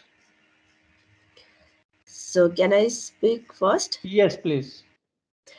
So on behalf of DMG, here I'm going to put some challenges. First of all, there is a lack of human resources, especially skilled and trained resources. I have to say that in the Department of Mines and Geology, in the field of landslide section, I'm the only persons who are in landslide section. So the main problem is lack of human resources. And another is lack of individual coordination within the government agency. So it is very difficult to get the different data like rainfall data and high resolution satellite images. So these are the some challenges we are facing. So for this, what I want to recommend that the government should add a number of new staff in the field of landslide in the Department of Mines and Geology. And for the correlations between the various government agency, I think that one government bodies like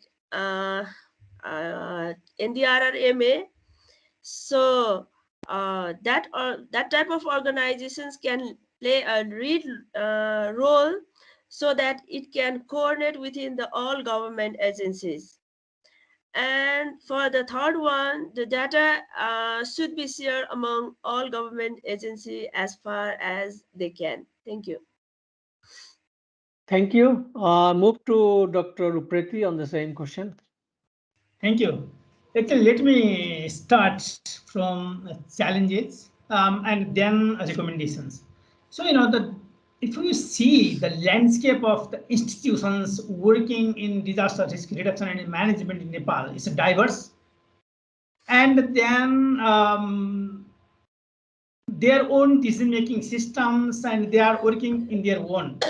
But largely, even observing the number of and recommendations from the earlier presentations, we can see there is a lack of the coordination and synergy among the institutions and between the institutions. Who is leading? For example, DHM provide threshold, rainfall threshold. Okay, 24-hour like 100 or 200.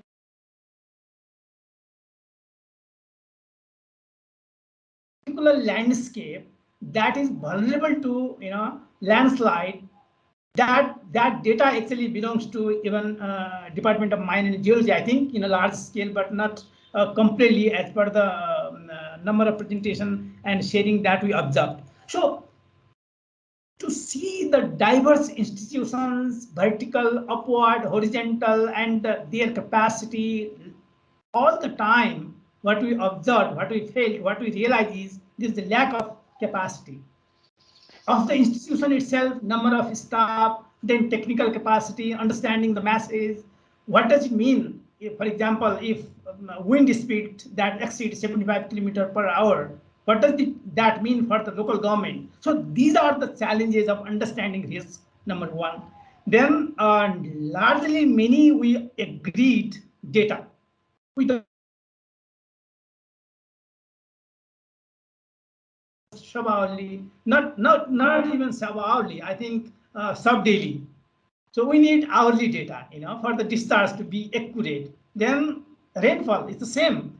And then accessing those data, even we purchase the data, it's very difficult, to get them accurate up to even if we like to purchase data up to 2020, we can't, because we have only refined data up to 2015 only from the DHM. So these are the some of the critical challenges that we need to address. Then enhanced capacity of NDRRMA, of course, that we all agreed. That is the sole agency working for disaster risk reduction and management. It's both. So we need to focus on the preparedness, mitigation, and prevention measure equally to that of the response. But our effort is just reactive, not proactive. So that need to be addressed. Then early warning system. So we do have like precipitation early warning system and flood early warning system to some extent, but we don't have flash flood early warning system, landslide early warning system at different level. And looking into the microclimatic condition of Nepal and even in Kathmandu, if we get rainfall in the northern part, then we don't have rainfall in southern part. So how to address those microclimatic conditions that we need more rainfall stations, more meteorological stations to be installed in the mountain area. Even we don't have rainfall station in a high mountain area, like to monitor the changing pattern of rainfall that is going or shifting upwards to the mountain, looking into the forecast of this monsoon. Even we can see that. So these are the top things that I would say need to address, and these are actually giving a lot of challenges to bring synergy, bring coherence, and bring coordination efforts to make effective early warning system at different scale. I stop. Thank you, Dr. Uprety and Dr. Suchita for nice discussion. We move to the next question.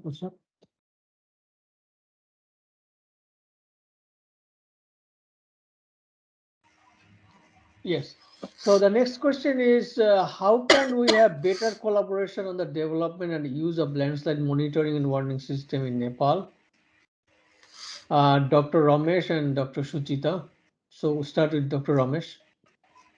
Thank you very much, Dr. Martin. There are a couple of points that I want to bring in. Number one, if possible, the linking to the challenge that I mentioned earlier, if we could develop a national school of thought in terms of the standards or the minimum, let's say, the quality or the accuracy for different purpose, the landslide risk assessment or landslide mapping for different purpose. That's, I think, one way, so that we can work in the without much confusion. The second one is the utilizing the complementary competency of different organizations.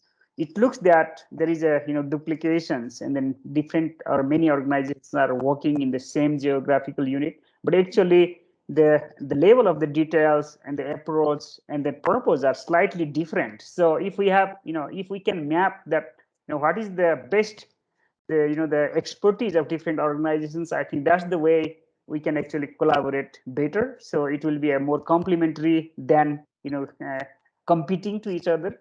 So that's, I think, another way.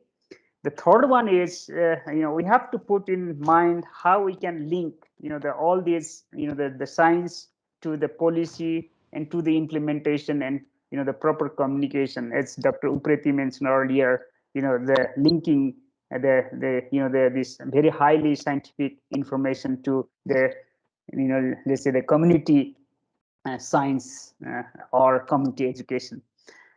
The third one, our third way is working with one nodal organizations, like that Dr. Suchita also mentioned earlier. In our case, NDRRMA perhaps is the right organizations that we all work, and then if they coordinate, I think they can check the duplications, and also they can also support on how all these different programs actually can complement to each other as well. So working with one organization would be perhaps a much easier way to have the better collaboration.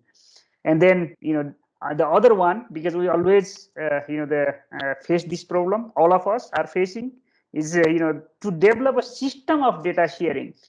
System means not only the the hardware platform or the software platform that everybody can dump the data over there, which is not happening. We are talking for several years, perhaps several decades on this.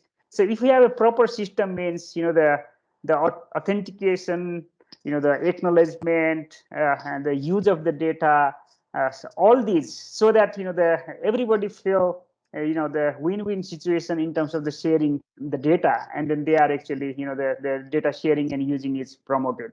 So if we have this, then I think we can collaborate better. So these are some of the the points that I think are very important for better collaboration. Thank you, Dr. Ramesh. Move to Dr. Suchita, if you want to add anything to this. Yes. On this regards, I want to say something. First of all, the landslide monitoring should be done of a large-scale landslide and develop a warning system by modeling. For this, we need to train the human resources and upgrade the technologically and available of a high-resolution satellite image and its utilization. That means we need to train the human resources in case of DMG. And another one is the preparation of hazard mapping, if possible, the risk maps. For example, ward level, municipality level, as far as we can, small scale. For example, 1:10,000 or 1:5,000 scale. And thus prepare land map can be used by the local government agency. For this, we need to, for this and for the quick assessment of the hazard, I think that the local level, province-wise level, there should be at least one geologist, if possible, at least one geologist in district level, so that what we are doing from DMG, that if landslide occurred, then we have to send the geologist from center, Kathmandu to Darsula or Kathmandu to Meji. So if we have a technicians or geologists at the district level, then they can quick assess as soon as the disaster occurred. So that I want to say. Thank you. Thank you, Dr. Suchita. Shall we move to the next question, Utsav? Yeah, next question would be addressed by Dr. Pradhan and Dr. Dalia. What are the current practices and recommendations on landslide inventory data collection? Dr. Ananta, please.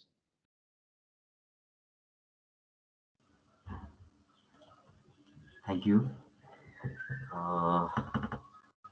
Actually, after the presentation of Dr. Dalia, it came to know that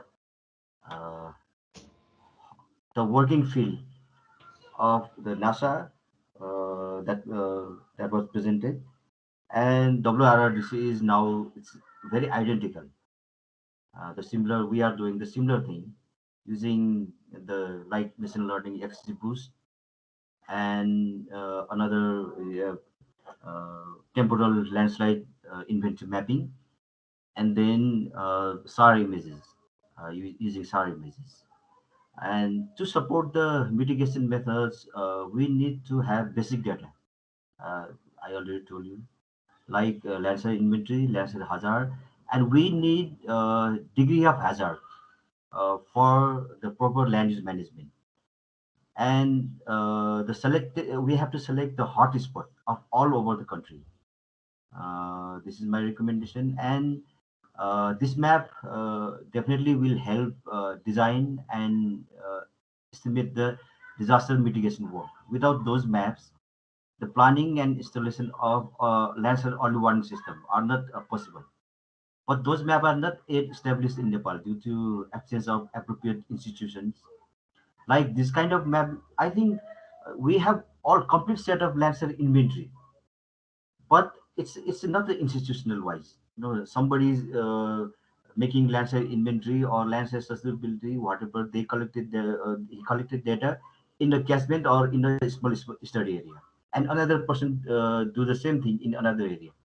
But WRRDC, thus we try to compile these all database from different governmental agencies, different researchers, and we try to establish that data sharing, that server and high computing mechanisms also. So my recommendation is for temporal landslide, shallow landslide, debris flow inventory mapping. We can use machine learning technique like convolutional neural or XGBoost. And for deep-seated and slow-moving landslide, we can use SAR images. Thank you. So one question to Dr. Ananta. So when you do the machine learning, you need the ground truthing level data. So what are the sources of those ground truthing level? Yeah, for the landslide inventory, I use Sentinel. And first of all, the mechanism is like that. First of all, if in that Sentinel data, known landslide points shall be selected first. After that, some points can be input in that particular landslide area. And after that, yeah, we can use the like binary number and another database. After running the model, yeah, we can get that prediction of that landslide. And in my case, I use 95% that accuracy, that prediction, 95% prediction, and I made that landslide polygons. And in few areas we visited in the site, and I found the accuracy is about 90%. Thank you. So move to Dr. Dalia on the same question. Sure, thank you. Yeah, absolutely. I think those are really good points, and this point has been brought up before, but there are clearly many different methods, approaches, and reasons for mapping, for developing inventories. And I think that one of the challenges is that because they're so different in many cases, that one of the opportunities there for data collection is developing some best practices to really identify the types of different inventories, the types of information coming into a system. And there really aren't consistent methods for data collection, right? I mean, for some other hazards there are, because we have routine global satellite coverage for tropical cyclones, for example, but for landslides that doesn't exist. And so, speaking to some of the previous speakers' points about open data sharing, obviously that's really important, but developing a framework that, we can not only contribute data to, but also articulate how it was done. So what is the metadata standards? What are the potential uses or not for this type of information? I think that is a recommendation of how we can really collaborate in this space. I mentioned just a couple international efforts going on that are new. One is the Land Aware system. So this is a network of landslide early warning system organizations from, I think, about 40 countries around the world at this point. I'm co-leading a data working group. It just started this year. And the question is, can we start to bring some of the communities together internationally to develop some of these kind of recommended practices for how to combine data? Not asking everybody to share all their data, but is there a way to collect metadata information to really highlight how a collaboration framework could work? And I think the other challenge here is in data discovery, right? There's a lot of information out there, some of it's public, but how do we actually figure out where it is? And so I'm really excited to hear about some of the recommendations about a central point of in Nepal, potentially with NDRMA to really help to collect at least the information of who's doing what, and then establish a more consistent framework. And then the last point is about the fact that it doesn't just have to be data, it can be the algorithms behind it. So for example, the SALAD algorithm that Pukar Amatya has been developing, that's going to be open source soon, and with the right training, working with people in capacity building organizations in Nepal and other places, how can we give that code to people to run their own inventories? So after an event, it isn't just one group, but many different groups can be running the imagery they have through the system using machine learning to really multiply the number of inventories, the number of data being used. So sharing the code in addition to inventories themselves. Thank you, Dalia, and thank you, Dr. Pradhan. We move to next question. Sure. So next question is the capacity building needs and recommendation for improvement. Which come from Dr. Uprety first and then Dr. Basanta Raj.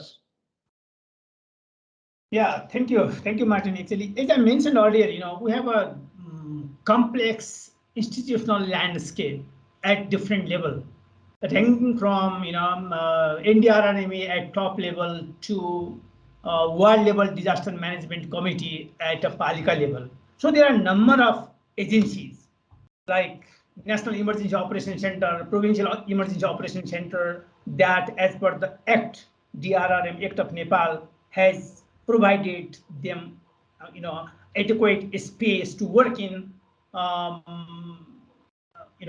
in disaster risk reduction and management at local level. But if we see the capacity, then if we talk with them, then we usually, during our interaction with them, we find we don't have capacity, and the person, those who came and stay like 6 months and then transfer. So some of the institutional challenges actually, that relate to the bureaucratic system, like transfer of staff, those who learn, and the capacity to other department that is not actually dealing with disaster risk reduction and management. And then new staff come and then again start from the zero, and that is one challenge. So the capacity means a person, if that is deputed for disaster risk reduction, climate change, that is completely technical one. So that should be there for a long time, at least the time or period to depute in a particular position should be defined. That is one. And then understanding, as I mentioned, like forecast system that is coming like next 3 days or like 2 weeks or 1 month, if the situation coming like in this way or that way, for example, rainfall or wind, pre-monsoon condition, that is one kind of weather. And monsoon seasons, we have different kind of weathers. Post-monsoon season, we have different kind of weathers. And then summer, of course, we have different kind of. So understanding those different contexts that require, like a deputed technical person in a particular area as a focal person, that is needed. But I don't know. I mean, so far it is not seen at different level. So building capacity means building adequate human resources capacity, and then technical capacity to understand, and then providing like technology. For example, we have planned to introduce common alerting protocol system in DHM, but we are striving to have, it's connected with the human resources to understand the nature of multi-data risk, and then providing that information to different level. Okay, information is disseminated, but understanding those or localization those information or tailoring those information is still a challenge. So in a particular context, particular landscape, we need to tailor the risk message. So that capacity need to be built both within the DHM, within the NDRMA, within the DOMG, as we heard, those who are responsible agencies to understand the risk, nature of risk, who has, the bank of hazards, but we need those bank, but that is in the saving account, something like that. We cannot use that. So these are the couple of challenges we need to address through capacity building. I stop. Thank you. I would like to ask Dr. Basanta Raj if you want to add to this. Oh, thanks. Dr. Uprety has highlighted the important aspects of multidisciplinary and transdisciplinary approach to understand the capacity, to improve the capacity in different stakeholders from government to non-government organization. But here I want to focus more on higher education, because we are producing knowledge and innovation from our universities. So, most of the time when I see my students or other colleagues, they are working on traditional way because, for example, Google Earth Engine is quite easily available, but people that don't know how to use it properly. So we need a training, we need a capacity building for our faculty members as well as students, both PhD and master students. The another point here I want to mention is that when we ask our student to do a thesis or research without any funding, they just choose the easy subject, and that is already existed. So we need to provide some grants and support for them to design the new innovative ideas or like tailor-made approach in higher education. So for the recommendation part, I would like to stress two points especially. One is to understand the initiation of landslides in the higher Himalayan part. For example, front end of the moraine collapse, like in Melamchi, there are lots of examples or lots of parts from Pakistan to Bhutan, including Nepal. So that we need to understand. Another one aspect is the indicator identification for geohazard.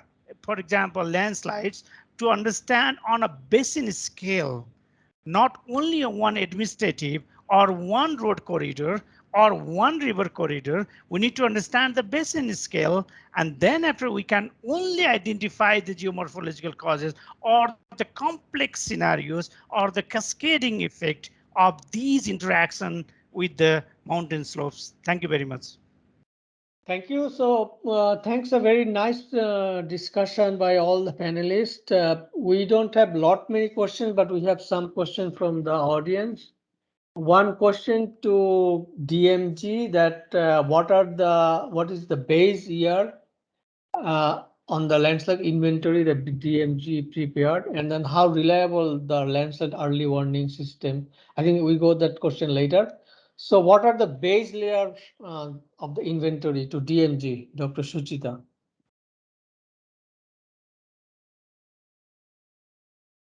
Pardon, what is the questions? So the inventory that you prepared, which year is those inventory? Two province is from 2018, province 1 and 2, and 2 from 2019. Okay. Thank you. Thank you. So maybe next question is any one of you can answer, maybe directed to WRRDC. How reliable the landslide early warning system in Nepal to reduce mountain risk in mountain area?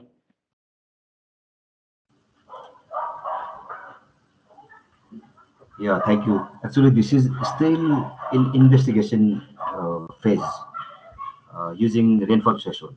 Some prototype landslide early warning system has been already installed. When we have water in this disaster and prevention, that department of water induced disaster management, and unfortunately that department has been you know merged with another department of irrigation, and that prototype landslide early warning system that is now not in function. So we try to revive that instruments. Unfortunately, we are still in that investigation phase. So I cannot say properly right now. Yes, thank you. So that is the problem that we all are here to see how we can collaborate to address. We don't say we can solve, but to address. So next question is how we can solve the data discrepancies like in the spatial and also temporal scale. I see Dalia has addressed some part of that, like even at least to address the metadata of the data that we understand. That would help, but maybe Dalia, you can also highlight the question. Yeah, I'm sorry, talking about kind of the discrepancies of different scales in the approach. Yes, how we can resolve those. Right. Well, I think so. The way that we've approached this is starting big, over the region and then kind of going more and more local. And that's for a number of reasons. One is to kind of identify, as we talked from other panelists about hotspots, right? So identifying where there could be, some elevated hazard, and that's where our near real-time modeling efforts have been used. And so the goal is, can we take those, what we call situational awareness, to then look down and start mapping more strategically, right? We can't map, we can't map the whole country. The data is not available, nor is it economical. But, to go to that regional scale, do some satellite-based mapping, either with SAR or optical, ideally both.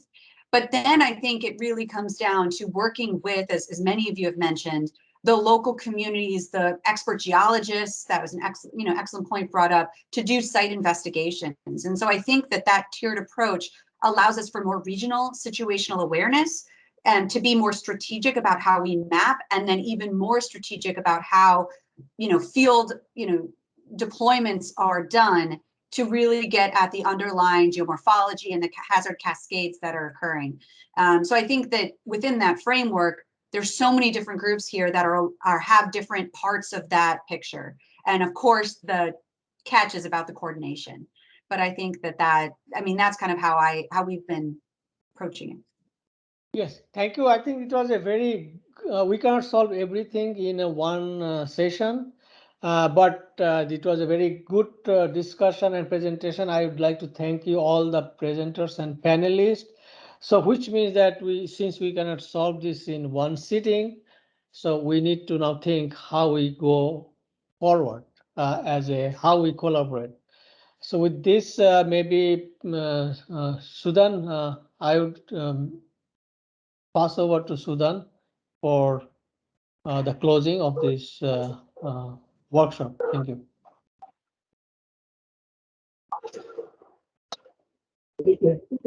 Thank you, Mir, for Is Birendra here? Yeah, for moderating the panel discussion. Now, I would like to request Birendra Bajracharya for the closing remarks and give the way forward from this workshop. Please go ahead, sir. Thank you, Sudan. So first of all, I would like to thank all the panelists for very wonderful presentation, as well as very knowledgeable discussions. The questions and the answers that you have provided to our questions were really, really important, because we touched upon the very large landscape of the landslide issues in Nepal. We started not only from the technological challenges and opportunities. At the same time, we also looked into the institutional aspects, the capacity building needs, not only at the institutions like DMG, but also at the local level, to make them understand the information that you generate, the knowledge that you generate. Important part for SERVIR is that we see a lot of these research-oriented projects are going on. We see a lot of reports, a lot of studies are going on along the highways or along the basins and all those. But ultimately, where those reports or where those data end up, we don't have access to many of those parts. And even if we need to have some data access, we do that based on our own personal linkages rather than from an institutional setup. So from SERVIR point of view, I think we can really play a very important role in terms of facilitating, in terms of data sharing, in terms of knowledge sharing, in terms of bringing together as a platform, in terms of sharing the knowledge in methodologies, in use of satellite data, in use of new approaches, in terms of, say, even the platforms like Google or Engine. We have been doing a lot of trainings on those aspects as well. So I see there's a lot of areas where we can really work together. We also have now organizations like NSET and Practical Action who are working very directly at the community level. Of course, ICIMOD, we are a regional organization and we don't have that level of outreach at the local level. And we see NSET, Practical Action as our partners, so can really help us in terms of extending our arms to that level. At the same time, we have DMG, WRRDC, the government bodies, which are also equally important to make sure that these things are again institutionalized, are adopted at the right institutional levels. We have like again IOE, and again our team with Dalia, Pukar, we have been extensively doing the research in terms of applied research in terms of how these Earth observation can really made available. and made useful. So our ultimate goal, although we don't see to be achieving it in 1 year or 2 years, but again, if our direction is right, I think we'll definitely will help us in terms of moving that direction. So ultimately, we'd like to see some operational system at the end. We call at Servir, we call it services rather than doing application or research. We now adopt the services approach where we can ultimately come up with the services which can really help in terms of understanding the overall landscape of landslides, but at the same time also come up with some systems which can really help the communities to save lives, to save properties. So that will be our ultimate effort. And on that journey, I think I see there's a lot of potential to work together. We know that there are a lot of other agencies working in this field, but because of the limited time, we were able to accommodate only a few of you. But in the coming days, we definitely would like to extend our partnership, extend our collaboration in different ways. Not only Survey, there could be other many projects where we can also collaborate. We can also join our hands. So with this, I would like to thank all the panelists, especially Dr. Suchita, who has been even despite her COVID condition, has been actively participating, and all our partners, all the participants, especially Servir Mekong, I would like to thank because Dalia is now as an applied science team project in Servir Mekong, but again has extended their support to SKS so that we can really work on regional scale and also can contribute from each other hubs initiative. And I think this can be also a very good example of cross-hub collaboration within Servir. Also, I would like to thank our ICIMOD team, especially Sudan, who has been instrumental in organizing this discussion. Mir, Utsab, and the team, rapporteurs, production team, I would like to thank all of them for this very very important support in this session. And I think this is a good beginning of our consultation, our dialogue, and definitely will be again reaching out to all of you in time and again as we move along in terms of designing more concrete action plans, concrete work plans. Thank you all.